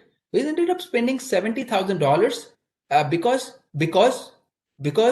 they're so lazy that they cannot write their own requirement. I'm not writing these requirements for you. Otherwise, you'll end up paying me $100 an hour. You write, create your product owner, work with your stakeholders, and dump all the requirements in a product backlog. It's very simple. I'll teach you how to do it. So the first savings in Agile started when product owners will announce to the stakeholders, 4 to 6 weeks is what I'm giving you to develop this product. This product is going to make us extremely competitive in the market. You better find time in next 4 to 6 weeks to help me uncover all the requirements. Savings for us within this 4 to 6 weeks is over 100 grand. How? Stakeholders and Gagandeep, they put together the product backlog. If they were too busy, they acquired a smaller resource to do it who helped them do this, right? So look at this saving that started. J or Agile philosophy saying, why are you so lazy? To the business owners, why are you so lazy that you can't even put your requirements together? Something that is in your head, you don't find time to spit it out on paper, right? It is just writing on a paper, because Agile is so simple. It's about write it on a board, write it on the wall here and paste it. So look how simple they said. They said, you remember a requirement? Write it on a post-it and go to that room and paste it on the wall. You think about a user story, feature and function, write it on a Paste-It, go paste it on that blue wall right there. It became very interesting for stakeholders. They don't have to really wait for a scheduled meeting to spit out their requirement. It's just like I have an idea in the night. And if I could do my session from my bedroom next time, I'll show you what I cover myself with. There are these letters, and the whole room is like crazy room because the pills I take don't let me sleep in the night. So I write on walls, whatever I can write. All my ideas are on the wall. The bedroom walls have to be painted every now and then because I go crazy because the meds I take, it keeps me up. So what do? I just write on the wall. Whatever ideas I have right now, I just project the camera to my team in India and they do what I need to do. Whether it is a success or a failure is a different thing, but it keeps me excited. Similarly, stakeholders are very excited. They put them in their pink sheet, yellow sheet. This is provided to them, the Post-it, they go paste it. So one wall becomes a product backlog. One wall becomes a product backlog. This is how Agile was supposed to be. Very interesting, right? So Gagandeep and the team is extremely excited. 4 to 6 weeks, the product backlog is done. Most of the requirements are here. And Gagandeep says, guys, don't worry. If you remember something, come paste it there, right? Come paste it there, it's open.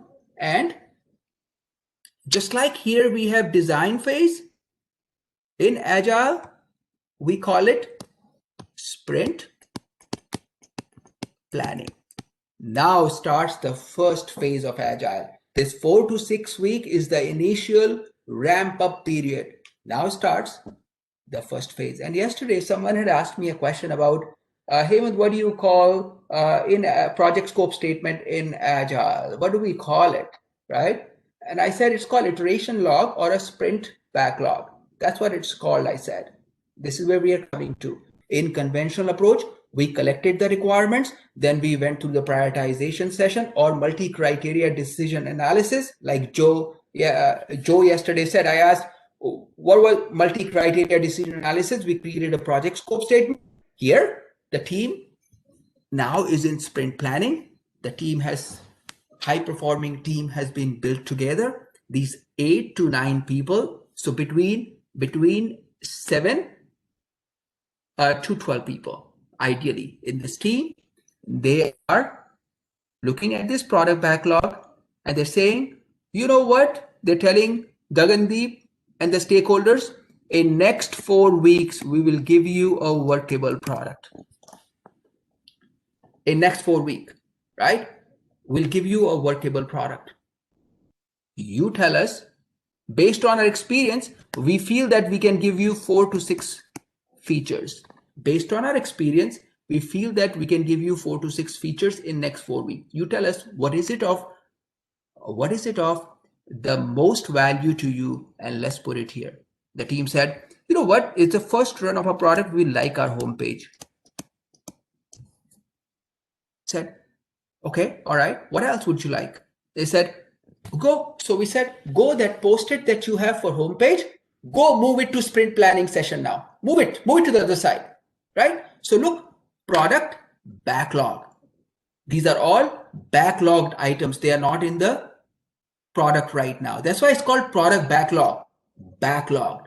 The moment it becomes part of a solution, it will get removed from here. It will get removed. That's why it's called a backlog. This is all a big backlog. So what is Gagandeep telling all the stakeholders? Guys, do you even understand? This is the backlog for us. And it is not, we are less competitive. More we put on the right hand side from the left hand side, will continue to become more competitive. So sprint planning is about prioritization. This is only 4 to 6 hours. It's not a month-long period here that we will wait for stakeholders' availability.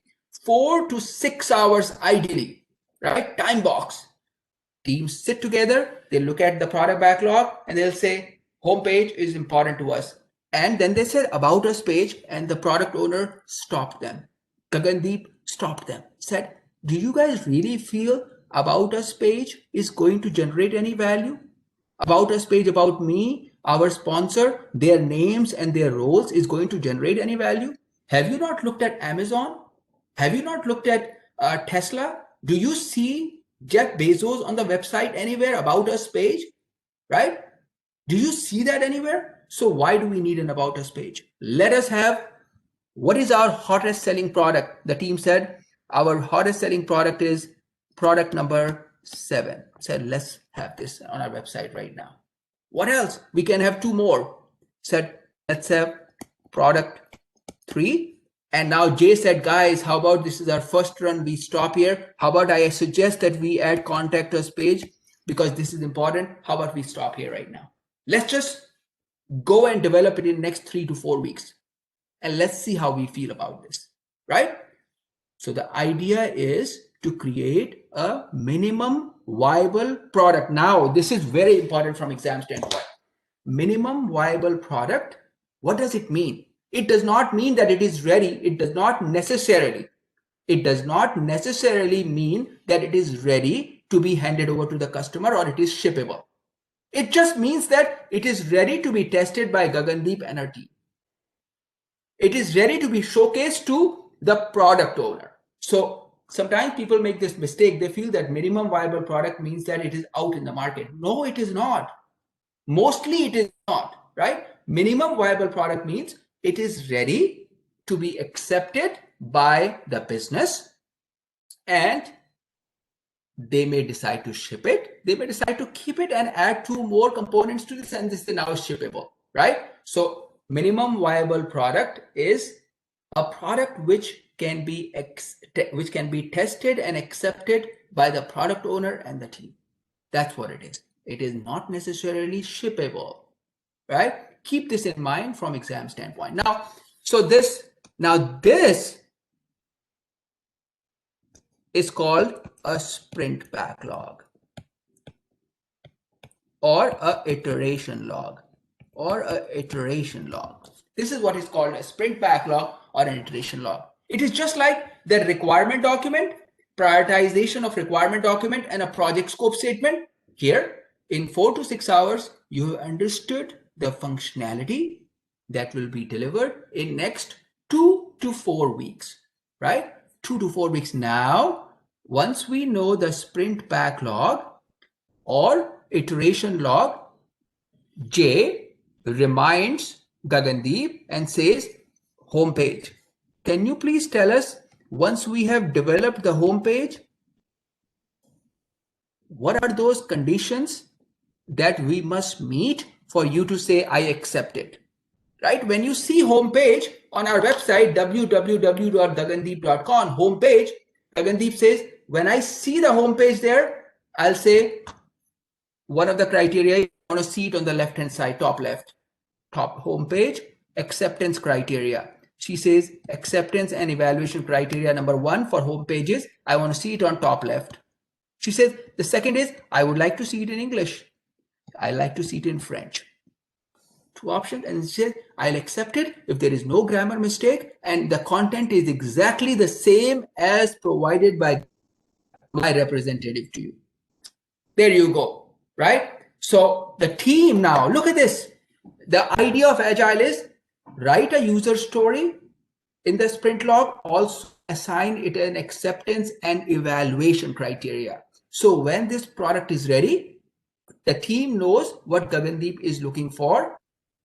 And they say, guys, you're building the homepage. When you're building the homepage, make sure that at least at a bare minimum, this is on the top left page.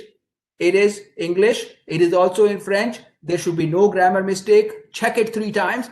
And the content should be exactly provided as provided by Gara.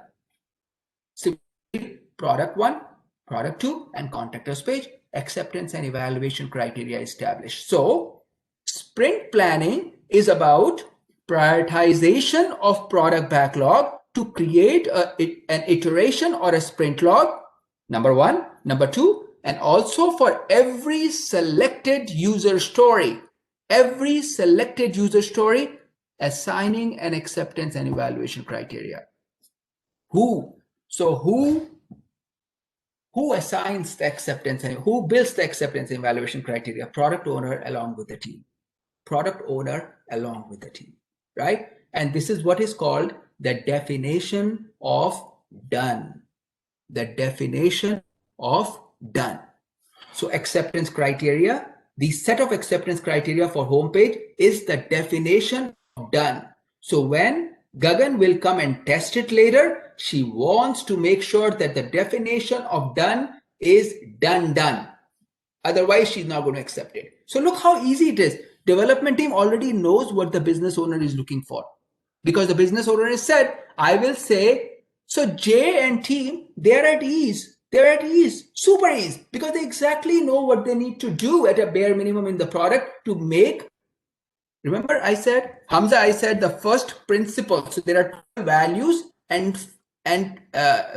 are 4 values and 12 principles. I said the first principle of Agile is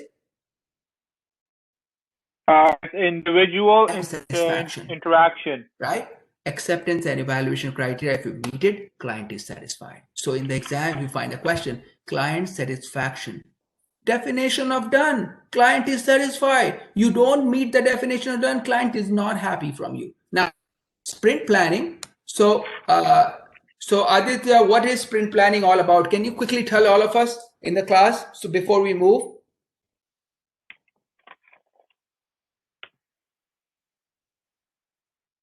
Aditya, not there. Let's go to Charles. Tell us about sprint planning. What is sprint planning? Like providing the acceptance and evaluation of criteria. Okay. Farhana, you there? Yes. Hello. Okay. What happens in sprint planning? We get the sprint backlog.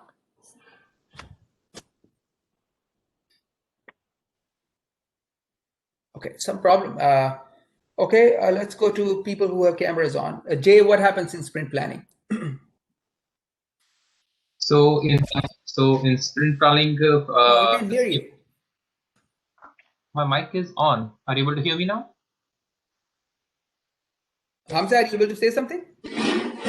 I can hear. I can hear him. Just hold on. Okay. More. So are you able to hear me now? Got muted. And mute all. Yeah, I can let's hear try you. now. Yeah. Hi. You able to hear me, Hemant? Can someone say something? You can hear me, but I can't hear you. I can hear Jay. Yeah, Hemant, Yes. I can hear you. I can hear you, Hemant. Mute themselves now. Yeah. Okay. Yeah. Yeah. I think Hemant, you are not able to hear me. Yeah, I just told. I think only you are not able to hear me. Yeah, I can hear you now. Sorry, it was on my side. Yeah. No worries. So in sprint planning, the stakeholder provided the requirements. So what are the 2 important things that are done in sprint planning, or 3 important things? Okay. Okay, Hamza, what are the 3 important things that happen in sprint planning? I think it's a prioritization for a sprint backlog and iteration log. One is prioritization takes place. Gagandeep, the product owner, prioritizes, is responsible for prioritization. Why do we prioritize? Exam question. Because prioritization is the only way for value delivery. If it's not prioritized, no value will be delivered. Right? Prioritization takes place.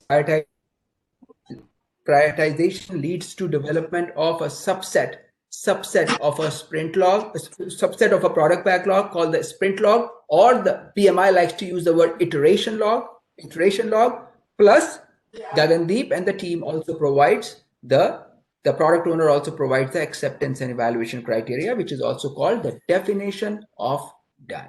This is what happens in sprint planning. Now, look, initially Jay suggested to Gagandeep that you and your stakeholders are pretty lazy that you pay $100,000 to develop requirements, right? Now Gagandeep looks back and says, look, what we did what we needed to do in 4 to 6 weeks, and in 4 to 6 hours, we also prioritize it. The ball is in your court, my friend, the agile coach. You guys are lazy too because you never deliver what we want. So you will stand up now from now on. And the next phase in agile, the development phase, that's why it was called stand up. we will not sit until unless we have delivered the value to our business owners.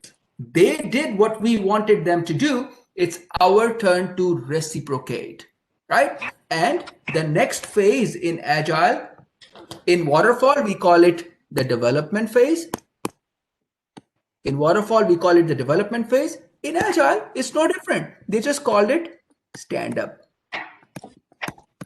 Stand up, or sometimes some organizations call it the daily scrum. Daily scrum. Stand up or daily scrum. What is stand up and daily scrum? It is that 2 to 4 week period. 2 to 4 week period when development of homepage, product 7, product 14, and contact us page will happen. Right? Only 2 to 4 week, or sometimes 1 to 4 week. So stand up phase or the daily scrum is a 1 to 4 week period. It's a 1 to 4 week period. Organizations usually keep it 2 to 4, but according to Agile Manifesto, it's 1 to 4 week period. And it is called stand up or daily scrum. What happens during this time is the development team develops. So the website is built. Now it contains the home page and everything that Gagandeep wanted as part of acceptance and evaluation criteria has been built in it. That's why it's called test driven development, TDD. Why do we call it test driven development? Because test cases are returned first and then development starts. Very simple philosophy, right? Write what the business wants first and what will they test in the product. Test driven development, TDD. Test cases, acceptance and evaluation criteria are the test cases, right? Test cases. So now homepage, product 1, product 7, product 14, and contact us page. Website in 2 to 4 weeks has been built. Business owners every day, they sit together in this room, and every morning, so what happens in stand-up? Every morning, Jay facilitates a session before the team starts working at 8:30 in the morning. And the team members, they speak about what did they do yesterday, what are they planning to do today, and what is it that they are are there any impediments and roadblocks that they are facing? You know, there are 9 team members, they're given 15 seconds each. This should not be more than 15 minutes time box. Daily stand-up meetings should not be more than 15 minutes. And the only thing that should be discussed during this time is what did we do yesterday?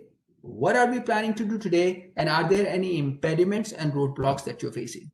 So PMP exam standpoint, your questions would be, at this time, the team is in a daily stand-up meeting, and Hamza just joined the team, or Gara just joined the team, and they're talking about how are we going to get on some work.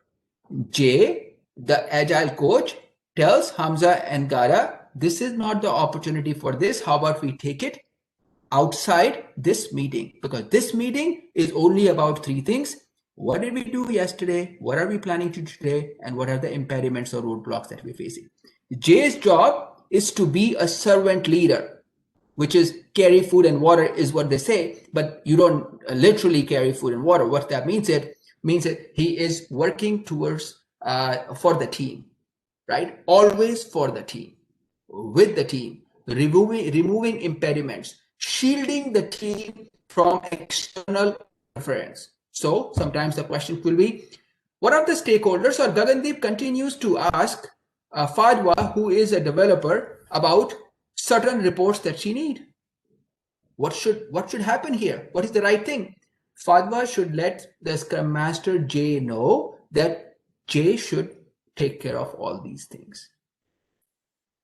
Team should be shielded from external influences, and it is Jay's responsibility to make sure that the resources are not impacted, right? So look, now there is a technical problem that has arisen, and the team wants to choose, team is in a place where they have to choose a certain technology. J should let the team do what they do the best. Debate among themselves, discuss among themselves, have conversation among themselves and choose the right technology, because they are they are empowered teams. They are empowered teams, and they exactly know they can discuss among themselves and find out the right technology. So J is more like a facilitator, not imposing anything, just ensuring that team comes up to, so agile questions will be based on this. Team is making decisions, right? Team is choosing the work. Product owner is responsible for the product owner. An agile coach is a servant leader, primarily removing impediments, hurdles, issues, and facilitating. That's the role, right? So the development team has developed what they were asked to do.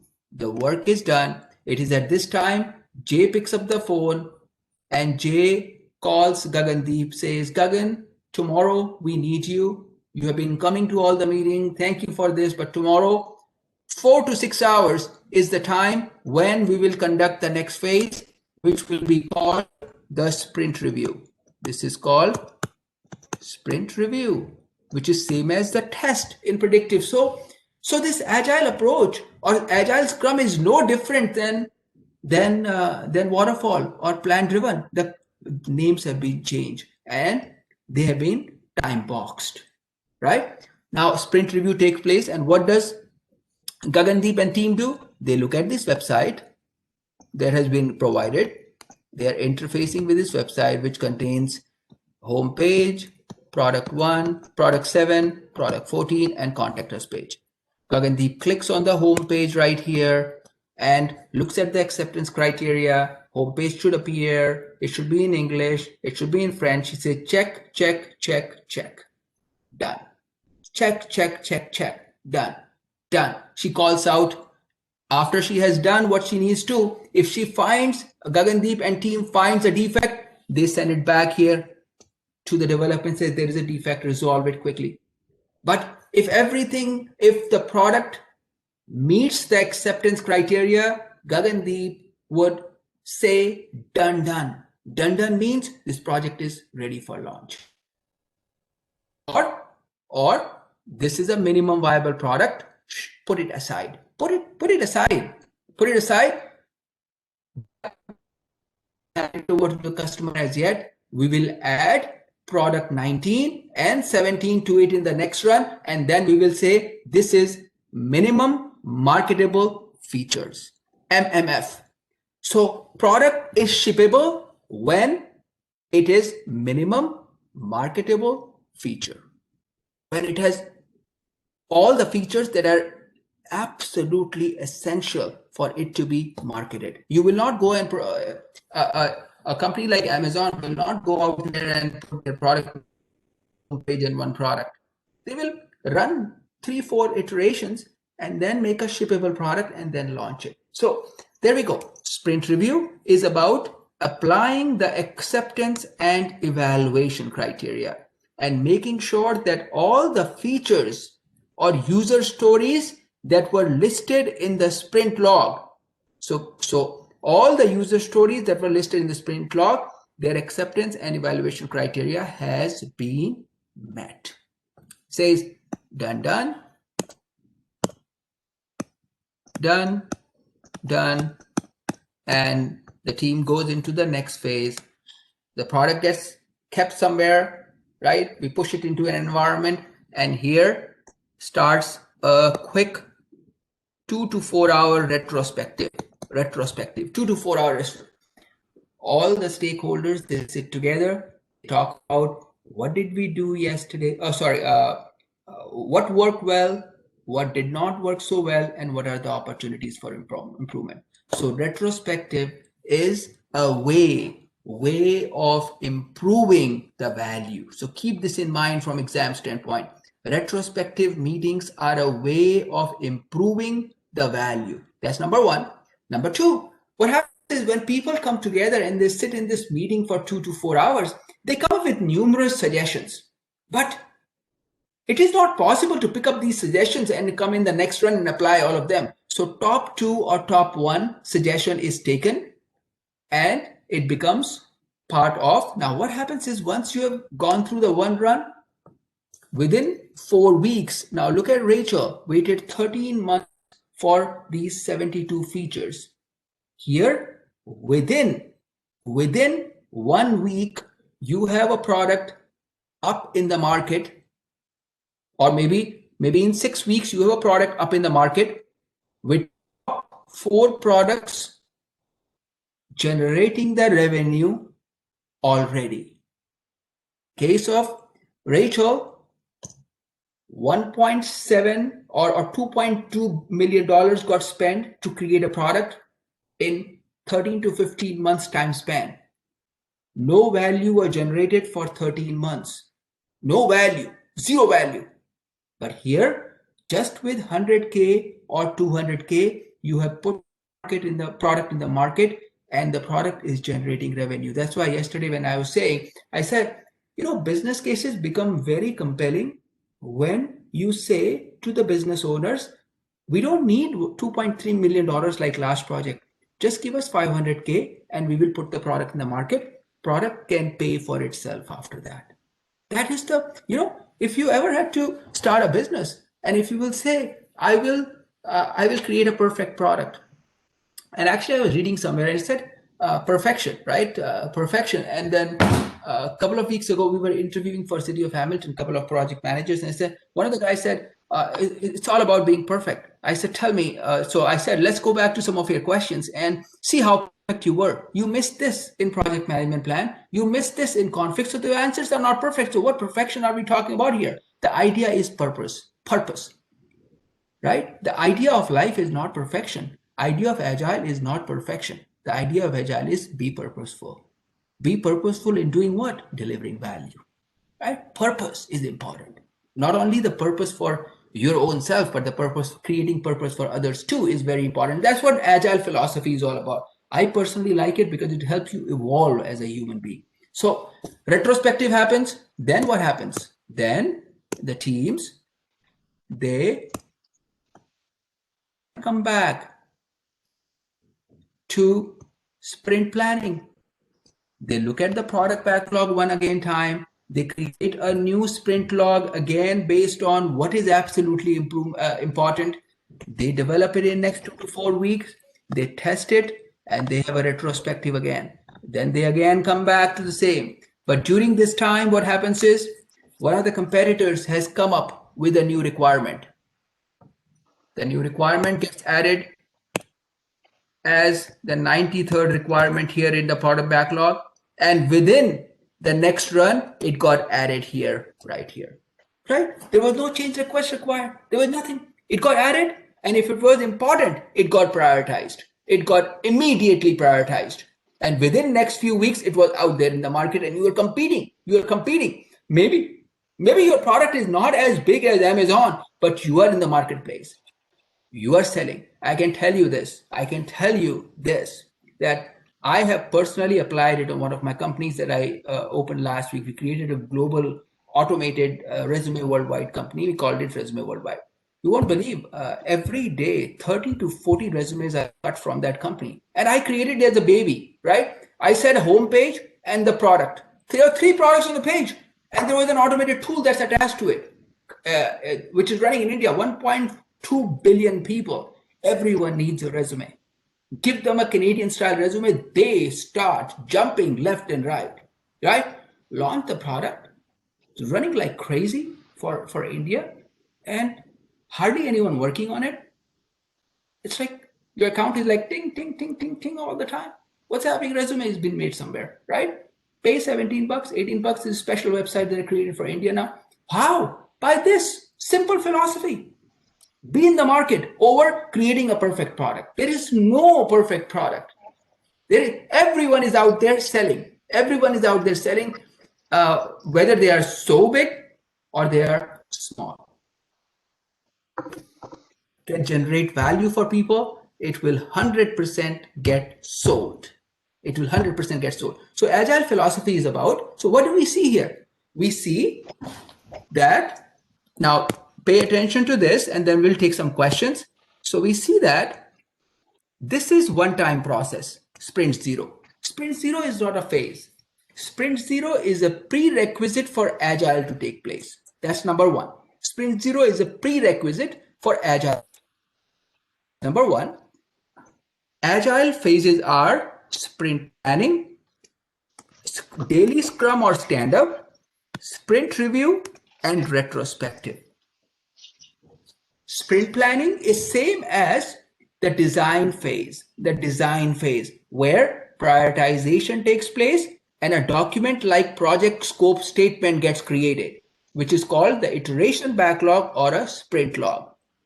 Along with iteration backlog and sprint log, another criteria gets developed in sprint planning, which is called acceptance and evaluation criteria. Development phase of waterfall is same as Scrum or stand-up. It is just shorter in duration. What is development phase all about? Developing only those user stories which are listed in the sprint or iteration backlog. Once development is done, product owner again comes back, reviews everything, or applies the acceptance and evaluation criteria and calls out done. Once it is done, either the product gets shipped to the client or it is minimum viable. It gets stored in an environment waiting for the next iteration to come and make it marketable enough, or MMF product, minimum marketable feature, a product with minimum marketable features, right? So this is what is Agile. Now this, it's Scrum. This will help you answer about 10 questions on the exam very easily. Now, Agile is an iterative way of product development. Could be a question here on the exam. Then the other question is, Agile estimation is not like conventional estimation where we will say user story number 1 will take 7 days and will take $200 or $500, $10. Agile estimation is relative. It's very relative. They keep it very relative, right? Relative to other user stories. So they kind of like categorize user stories. This is like a small effort. This is a medium effort. This is a large effort. This is an extra large effort. And they have designated certain range of values to those. Now, this is important here, what I'm going to write down. Now look, this iteration, now Rachel must be thinking, the other sponsor, and Dagandi must be thinking, when is this going to ever end, right? When is it going to end, this pain of iterations? One of the Agile principle is sustainable pace. Indefinite, sustainable pace. It has to be indefinite. Team should be prepared to be at a sustainable pace. So now this question would be, how long would it take to burn all these items in the product backlog? Very important question, right? That how long would it take to burn all the user stories? Now, to understand this, let's take a simple case study, and then a very simple case study that I'll present to you, and after that we'll wrap up the session. This is the last important aspect. So, can I ask a question on the same slide before we go to the other one? No, we'll come back to your question. Let me just finish this, and then we'll come back to the question. So, just listen to this carefully here. So let's, Rashid, are you there?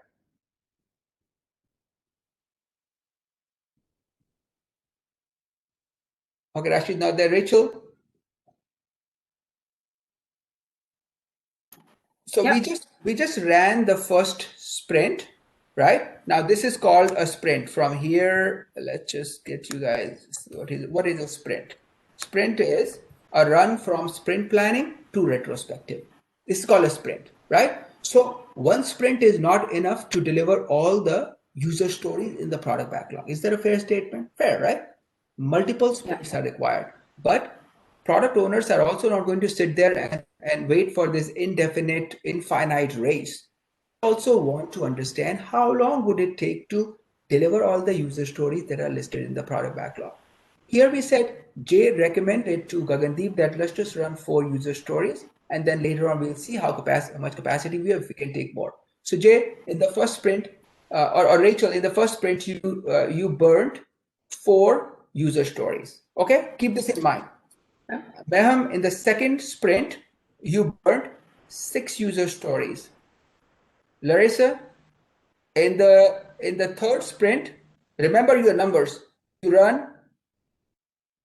You burned 8 user stories. Gara, in the fifth sprint, you burned 9 user stories. And Jay, in the sixth sprint, you burned 11 user stories. Okay. So Farhana, in the 7th run, what do you think? What is your expectation if you are a product owner? Is we will continue to move up. Yes. That's what it's looking like. But Agile is not about burning the user stories. This is very important to understand. Agile has nothing to do with how many user stories you burn. It is about how many story points you can burn. Because look, homepage, if you have to develop a homepage, it is 1 user story. And it probably takes only 1 hour to the developer. It's very simple. French, English, language, and grammar. That's it. There is no logic behind this. But imagine a product where you can pay it in installments, a product which customers can pay half by reward points and half by this. There's so many business rules.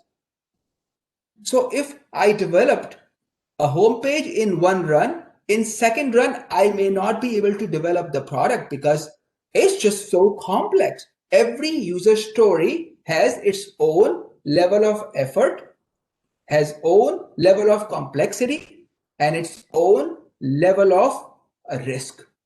So Agile estimation is based on not days, not hours, but story points. It is based on story points. How are story points allocated to a certain user story? Let's say homepage, and Gagandeep said homepage is an extra small user story because it's very simple. There is nothing in it. And the team said because the effort is low, complexity is low, and the risk is low. So extra small, the team said it's a 2 hour of work. This is what they've decided. Extra small for us will be 2 hour, 1 resource. Then he said product number 7. Gagandeep said it's a very complex product. There are 74 business rules associated with it. Now see the fun. Is high. So she said this is extra large. Guys, I will say make it extra large right now because it's the first product we are developing. So extra large, the team said this will be 47 hours of work for 1 person. Almost of work is gone developing one product, right? So for every user story points are given to a user story. Story points. So homepage got let's say 4 story points for 2 hours. Let's say let's say 4 hours is 1 story point. So let's say homepage takes 4 hours. So homepage got 1 story points. So 4 hours for 1 story point. Now if a work effort, so let me write down here. Let's say team has decided 4 hours for 1 story point. Homepage, 1 story point, 4 hours. Now product 7 is very complex, high risk, and very high effort too, right? So the team said, let's give it extra large, let's say 7 story points. 7 story points. 7 story point means 28 hours of work. So in the sprint, Jay does not say how many user stories we are burning. Jay looks at the team performance, says, guys, I think we can burn about 100 story points in a user story. In a sprint.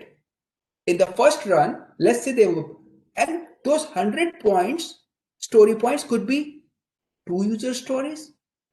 If they were complex, they could be 10 user stories if they were very simple. So Agile is not about how many user stories you burn in a sprint. It is about how many story points. How are story points estimated? Based on the level of complexity and effort. Story points. Each user story in the product backlog has some high-level story points. Team looks at it and compares it to the number of hours, and then says, so if they said 5 users, so Farhana is expecting a little bit high, but Jay says, Farhana, next product are product number 71 and 74. They are very complex. We'll only take 2. She's surprised. Why? She said, because this is, look at the story, our number of hours my team needs to work. They need to work for almost 74 hours, which is the amount of time we can work in a week or 2 weeks or 3 weeks. So this is it. That's done. 2 stories. And product owners will be okay with it because they understand. The idea is complexity. The idea is risk. The idea is effort. So agile estimation is based on story points. So now going back to the same scenario. So the team burned. So Jay and the team in sprint number 1 burned 100 points. In sprint 2, 110 points. And in sprint 3, they burned 100 points again. So the product owner, so all this, if this is the product backlog right here, this is your product backlog right here. And these are user story 1, 2, 3, 4, 5, 6, 7, and 92. Every user story has story point. Homepage, 1 story point. This product 1, product 7, whatever. 10 story points, 12 story points, 4 story points, 3 story points, 4, 12, right? Team knows that we can burn up to 100 story points. The moment user stories are dropped into the sprint log, when it becomes 100, they say that's our capacity, right? Now, the team is performing at 100, 110, 100, and then in the 4th, they went about 120. The team is coming together and they are burning more. The energy is high and all that. So Gagan knows that the total product backlog has 1,012 story points, right? So for her, she asked Jay, how long? Is this going to continue forever? Jay says, look, we have burnt 100, 110, 100, and 120. Let's take an average of this. The average is 400 plus 30. So maybe 107.5 or something. Let's say 108 story points. We're burning 100. Jay says, we're burning about 108 story points divided by 1,012. And that's how many sprints you will need. And this is what is called velocity.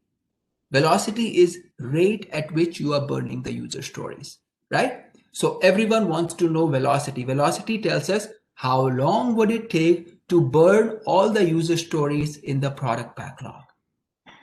How long would it take to burn all the user stories in the product backlog, right? So this is how we estimate in Agile. Agile is not about how many user stories you burn in a sprint. It's about how many story points you burn. Story points are assigned based on the level of effort, risk, and complexity, right? Velocity is the average of last 3 or 4. So in the exam, you will get a question. In sprint 1, you burned 100 user stories. Sprint 2, you burned 120, 130, 110. What is the velocity? Velocity is the average of all the sprints that have been provided to you. That's your velocity. Now, by understanding velocity, you can tell Gagan that it will take us 4 more sprints to complete this project. It will take us 6 more sprints to complete this project. Did it make sense, guys? Right? I think if you know this, you will probably get 80% of the questions right. And when we get where we need to be in PMBOK guide and there is any net new information, I'll throw that at you, but I'll take some questions and we'll wrap up the session. I think, Jay, you had a question. Let's start with you.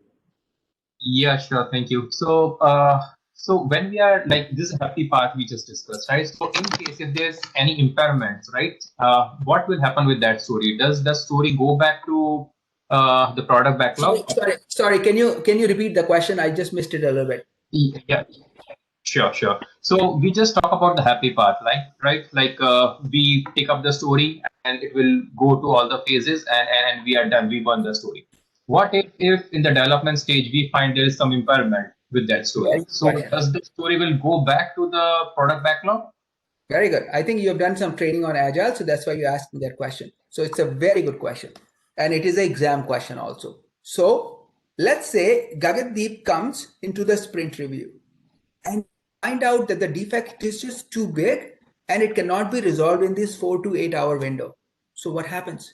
They still move forward with a product, and the one that is not been created, one that has defect, it is thrown back into the product backlog. Okay? The team comes back after retrospective, sprint planning, they prioritize. If the product owner feels that this is high priority still for them, it becomes part of the next sprint log and it gets resolved. Did that answer your question? Yes, but what happens with the story points then? So for example, the story which I'm working on. So the story points, they've gone back to the product backlog, right? So now when you come back, but you still have the capacity is only, let's say 100 story point, you will still take 100 story point because you are not able to complete the 100 story point story, right? So still maybe you will reduce a little bit of work or maybe keep it at the same. Got it. Okay. All right. Yeah. Gotta go ahead. When is the assignment of the points happen in this like whole thing? Is it the sprint zero? So again, a very good question. First of all, prioritization is product owner's responsibility. Let's start from there to answer that question. Prioritization is product owner's responsibility. Why? Because value delivery can only happen in life, in product development, when you prioritize. Because we don't have ample amount of money to deliver everything and anything that our stakeholders want. So what should we deliver? Only those that generate value, the maximum value for the organization. That's where we start. When does prioritization happen? Prioritization is a continual process. The first prioritization happens when the product backlog is created. During sprint zero, the first time. After that, the market conditions are changing. External factors are changing. We continue to reprioritize it, right? Every time we come to sprint planning, we reprioritize again. But a very high level prioritization was done initially by product owners and stakeholders when the product backlog was put in place. Did that answer the question? Yeah, it did. Thank you. So the whole thing about the velocity is also kind of like an estimate. It's not like a absolutely. It is an estimate. Velocity is an estimate. Project management, everything is an estimate. Very good point you raised. Nothing is accurate. That's why even in conventional project management, at the end of planning, we say our estimate is $1 million plus 10% minus. The range has reduced, but still it remains an estimate. There is never any accuracy in product development, right? Okay. Thank you. Hemant, I have a small question. It's Hassan here. Yeah, go ahead, please. It's about the sprint velocity. Just to following up on Gada's question here. So you think it's an estimation. So are you using the historical data or historical information from the past sprint or past project to basically predicting the velocity of the sprint going forward? Is that what's happening here? Absolutely. You can always, but look, so so that's a very good point. Again, all of you are asking great questions. So, when you are in the project the first time, yes, you will have to use historical information. The first time you will have to take some ballpark estimates, right, from historical data. But your estimate should never be based on the other team's performance. So let's just say there is a Scrum team A that is working, Scrum team B. So Scrum team B should not ask Scrum team A about their velocity, and we'll use their velocity because every individual, in spite of the fact that equitable training, equitable experience, and equitable competency may exist among individuals, but their you can say delivery or their productivity is very different. Similarly, when teams come together and they are already in their 7th sprint, this is not a benchmark to compare velocity. For a team, they should come up with their own velocity based on their historical experience and then later on, based on how historically they are doing in their own project. Okay? Hemant. Yeah. There are actually questions on that. Hachin, it was a very good question. So Hemant, Pavanjit this side. So Yeah. the story points are given to all the stories in the product backlog, or just the latest sprint? Ideally, it should be given to all the user stories that exist, right?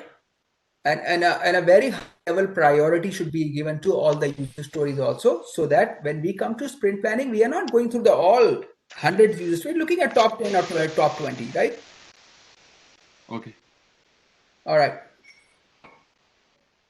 Okay. Hemant, one question from my side. This is Gazwan regarding the retrospective. Okay, this is what is like lessons learned. It will be done after, let we say, complete the iteration of the sprint. All right. So I mean, and it will be like also it will be like a lesson learned register, or it can be go to the OPA and can be used as you mentioned. So for the sprint review, I mean, is there a timeline to perform the sprint review, or we can do it at any time? Okay, during the test time. Okay. And the second question regarding the sprint zero. So it is not a part of the sprint life cycle, correct? Absolutely. Yeah. So sprint zero is done only once. After that, you can run numerous sprints. That is the initial work that needs to happen for Agile Scrum to kick in. Otherwise, there is no Agile, right? For Agile Scrum methodology to kick in, so what we have been learning about sprint planning, sprint review, daily Scrum, sprint review, and retrospective. These are 4 ceremonies. They call them ceremonies. Like, marriage is a quick ceremony. This is not phase. They call it phase. It's ceremonies. Why? Because it's quick. Everything is time boxed. So it needs to happen. A product backlog should be in place for Agile, these sprints to happen. That was one of your questions. The second was about sprint review. Everything in Agile is time boxed. For example, sprint zero, 4 to 6 weeks. Happens once, after that never gets repeated. Sprint planning, about 4 to 6 hours, depending on a team of about 7 to 10 people. And that is the ideal state for Agile team. Then stand-up or development phase, or you can call it daily Scrum, about 1 to 4 weeks, depending on what level of user stories you are building. Then sprint review, again, 4 to 8 hours. What does that mean? Up to 1 day. That's it, up to 1 day. And retrospective, 2 to 4 hours. Initially, it could be 4 hours, but after 1 or 2 sprints, it should not take more than 1 hour or 2 hours. Everything, even daily stand-up, the meeting that takes place in the morning it is time boxed to 15 minutes, right? And that meeting is not to discuss issues. That meeting is not to discuss issues. It's to speak about our issues, and they are resolved later. Keep that in mind. Now, one of the very important things about from exam standpoint is product backlog is product owner's responsibility. They will throw questions at you where they will say, Gara wants to add one more requirement. So, and Gara has told Jay about the requirement. So Jay should let Gagandeep know, the product owner know about it, right? Okay. So keep these in mind. And now from here on, we'll read Agile. So resolve everything that we were saying. We'll touch base. And it was also a good comparison between conventional approach. And you see that they're pretty much the same. Just the names have been changed and the durations have been shrunk. That's it, right?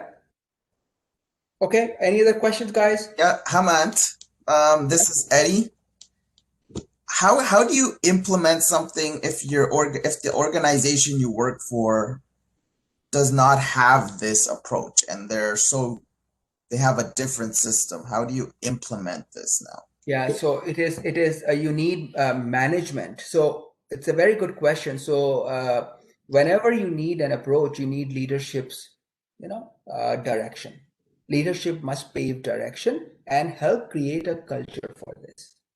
And that culture is a 3 to 6 months effort sometimes, right? And then you can really have Agile. But another question in the exam is, if you want to implement Agile, don't try to twist it, turn it. Use it the way it is exactly listed in the manifesto. You never change it for the first few runs, and then you will adjust it based on your team. But when you want to bring any approach to your organization, don't allow people to make it flexible, temper it, or adjust it.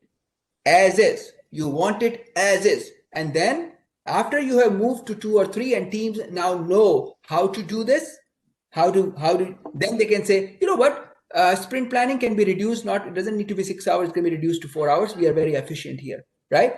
But in the first few runs, you should keep it as is for any approach or any methodology to be successful. It's just like using a diet plan, right? So would that constitute a hybrid if you were to start implementing the Agile with? So when you want to implement Agile, there is no hybrid. You implement straight Agile. But some organizations feel that stakeholders will get overwhelmed.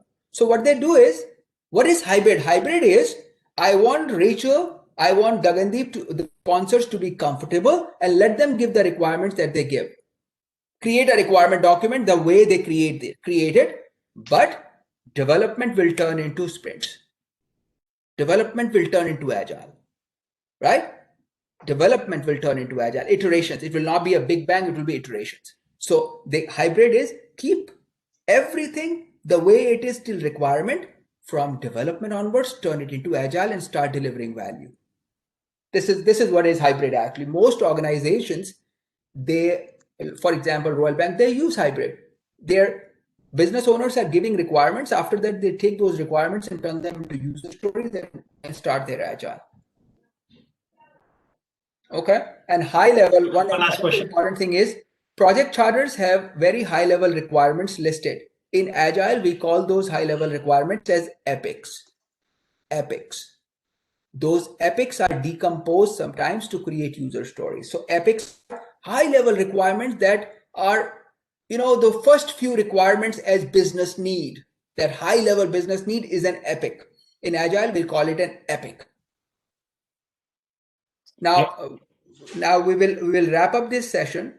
I'll give you a very quick. There was this last slide that we looked at. We called it Scrum of Scrum. Right now, you see that Gagandeep is using this Agile methodology, and she finds out that there are 11 more sprints left. She wants to be in the market in next 5 weeks. What does she do? She is already seeing the benefits of Agile. She says, Jay, why don't we replicate teams like you, 3 other teams, right? 3 other teams.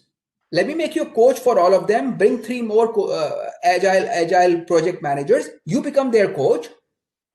Create 3 more teams like this, and let's start hitting the product backlog with 3 teams. So features and functions are being delivered.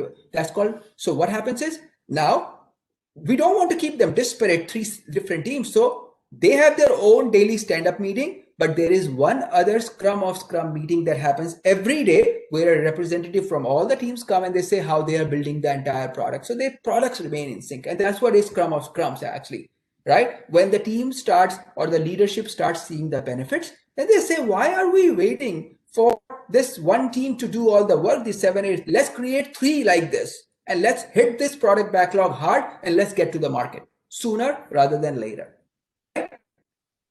If I talked about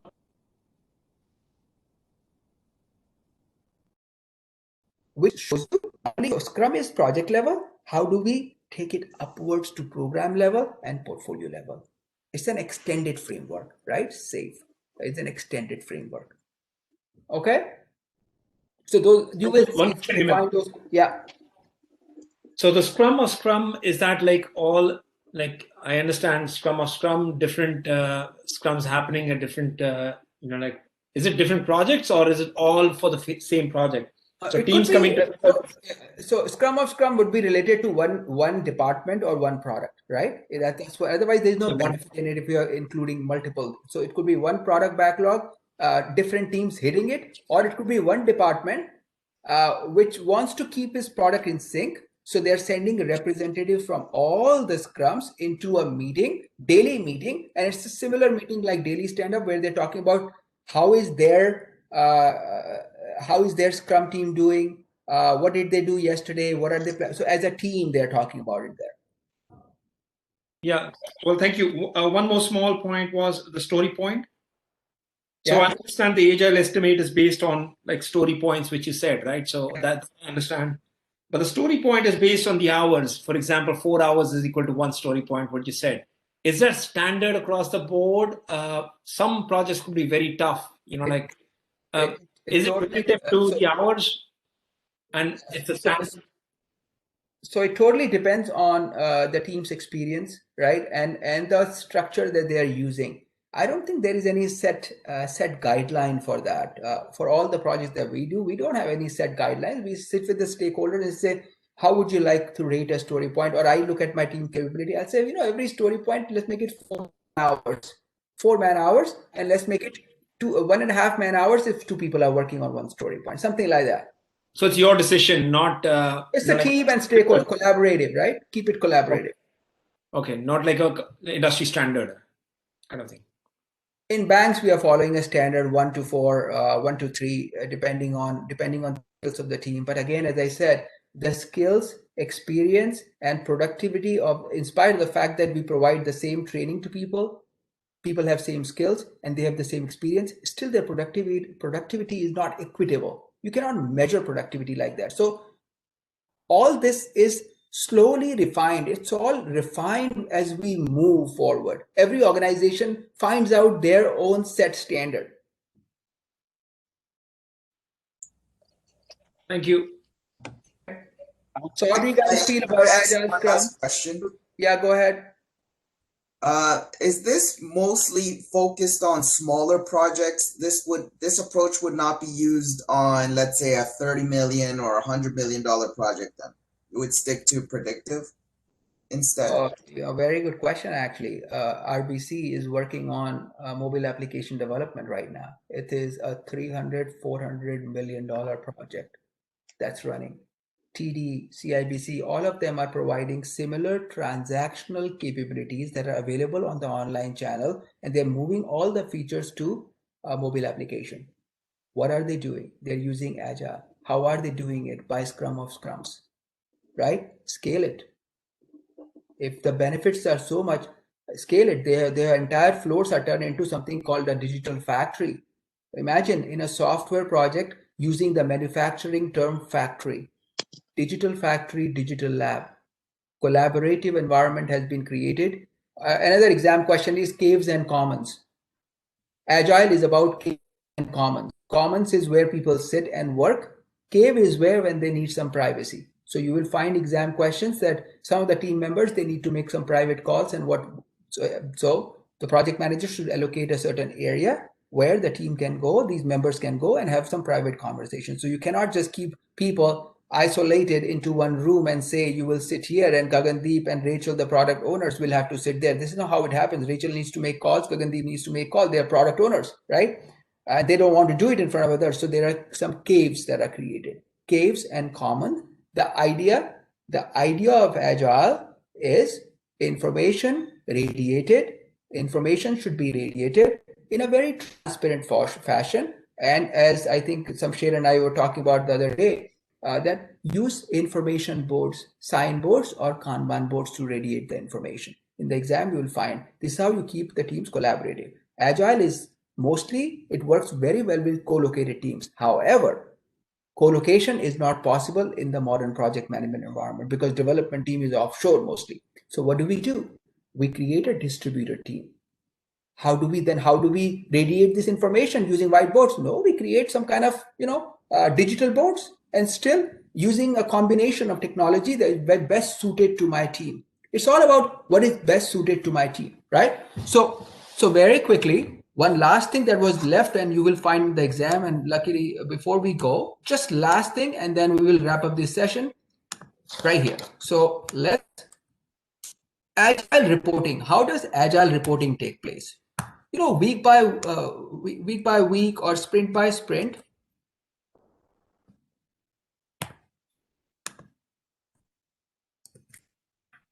So week by week, this is what it is. So sprint 1, sprint 2, sprint 3, sprint 4, sprint 5, sprint 6. And this is number of story points. Let's say the product backlog contain 1001 story points. So when the first sprint started, it started from here, right? With the first sprint, we burned some and we came here, and it probably was 974 points left. Then with the sprint 2, we were here, probably 810 story points left. This is called burn down chart. Burn down chart shows number of how much work is left. How much work is left. That's what it shows. How much work is left. Burn down. This is how we report in Agile. Agile reports are burn down chart. It's showing the product owner. We started sprint 1, we started with 1010 points. With sprint 2, we came here. Sprint 3, we came here. And then there is a line like this, which shows how we are expecting our work to be. As long as this rate close, we are doing really, really well. But if it goes, so let's say to the product owner, this is what we are showing to the product owner. Showing, so initially when the work is sprint 1, you're saying this is how we are expecting our work to be. If it goes over, that means we are behind schedule. But if it comes and stays under, we are ahead of schedule. Keep in mind, this is all behind schedule now. Oh, you're under. You're ahead of schedule, behind schedule. So up, when you stay up, this projected line, you are behind schedule. When you go below the projected line that you created, you are ahead of schedule. But from exam standpoint, burn down chart is a method of reporting in Agile, which shows how much work. So how much work is left. Sometimes organizations also can reverse this chart a little bit. And they say sprint 1 we have done. Now look the other way around. They say sprint 1 we have done 170 story points. So this is 100 points, 200 points, 300 points, 400 points, and 1. So sprint 1 we have done 100, sprint 2 we have done 200, sprint 3 we have done 300, and you're going up. It's the other way. It's called burn up chart. So burn down chart shows how much work is left. It shows how much work is done. Very important from exam standpoint, burn up and burn down chart. They are reversed.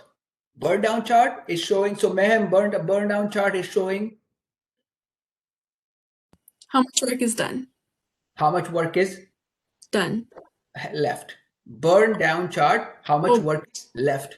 Burn up chart, how much work is done. We have done 100 story point, 200 story point, 300 story point, right? So yeah. Burn down chart is how much work is left. Burn up chart, how much work is done. Because you're showing 100 points done, 200 points done, 300 points and 400 points, right? Okay, I think this is it. Sorry, it just got delayed a little bit, but then it's important sometimes. Okay, how do you feel about Agile?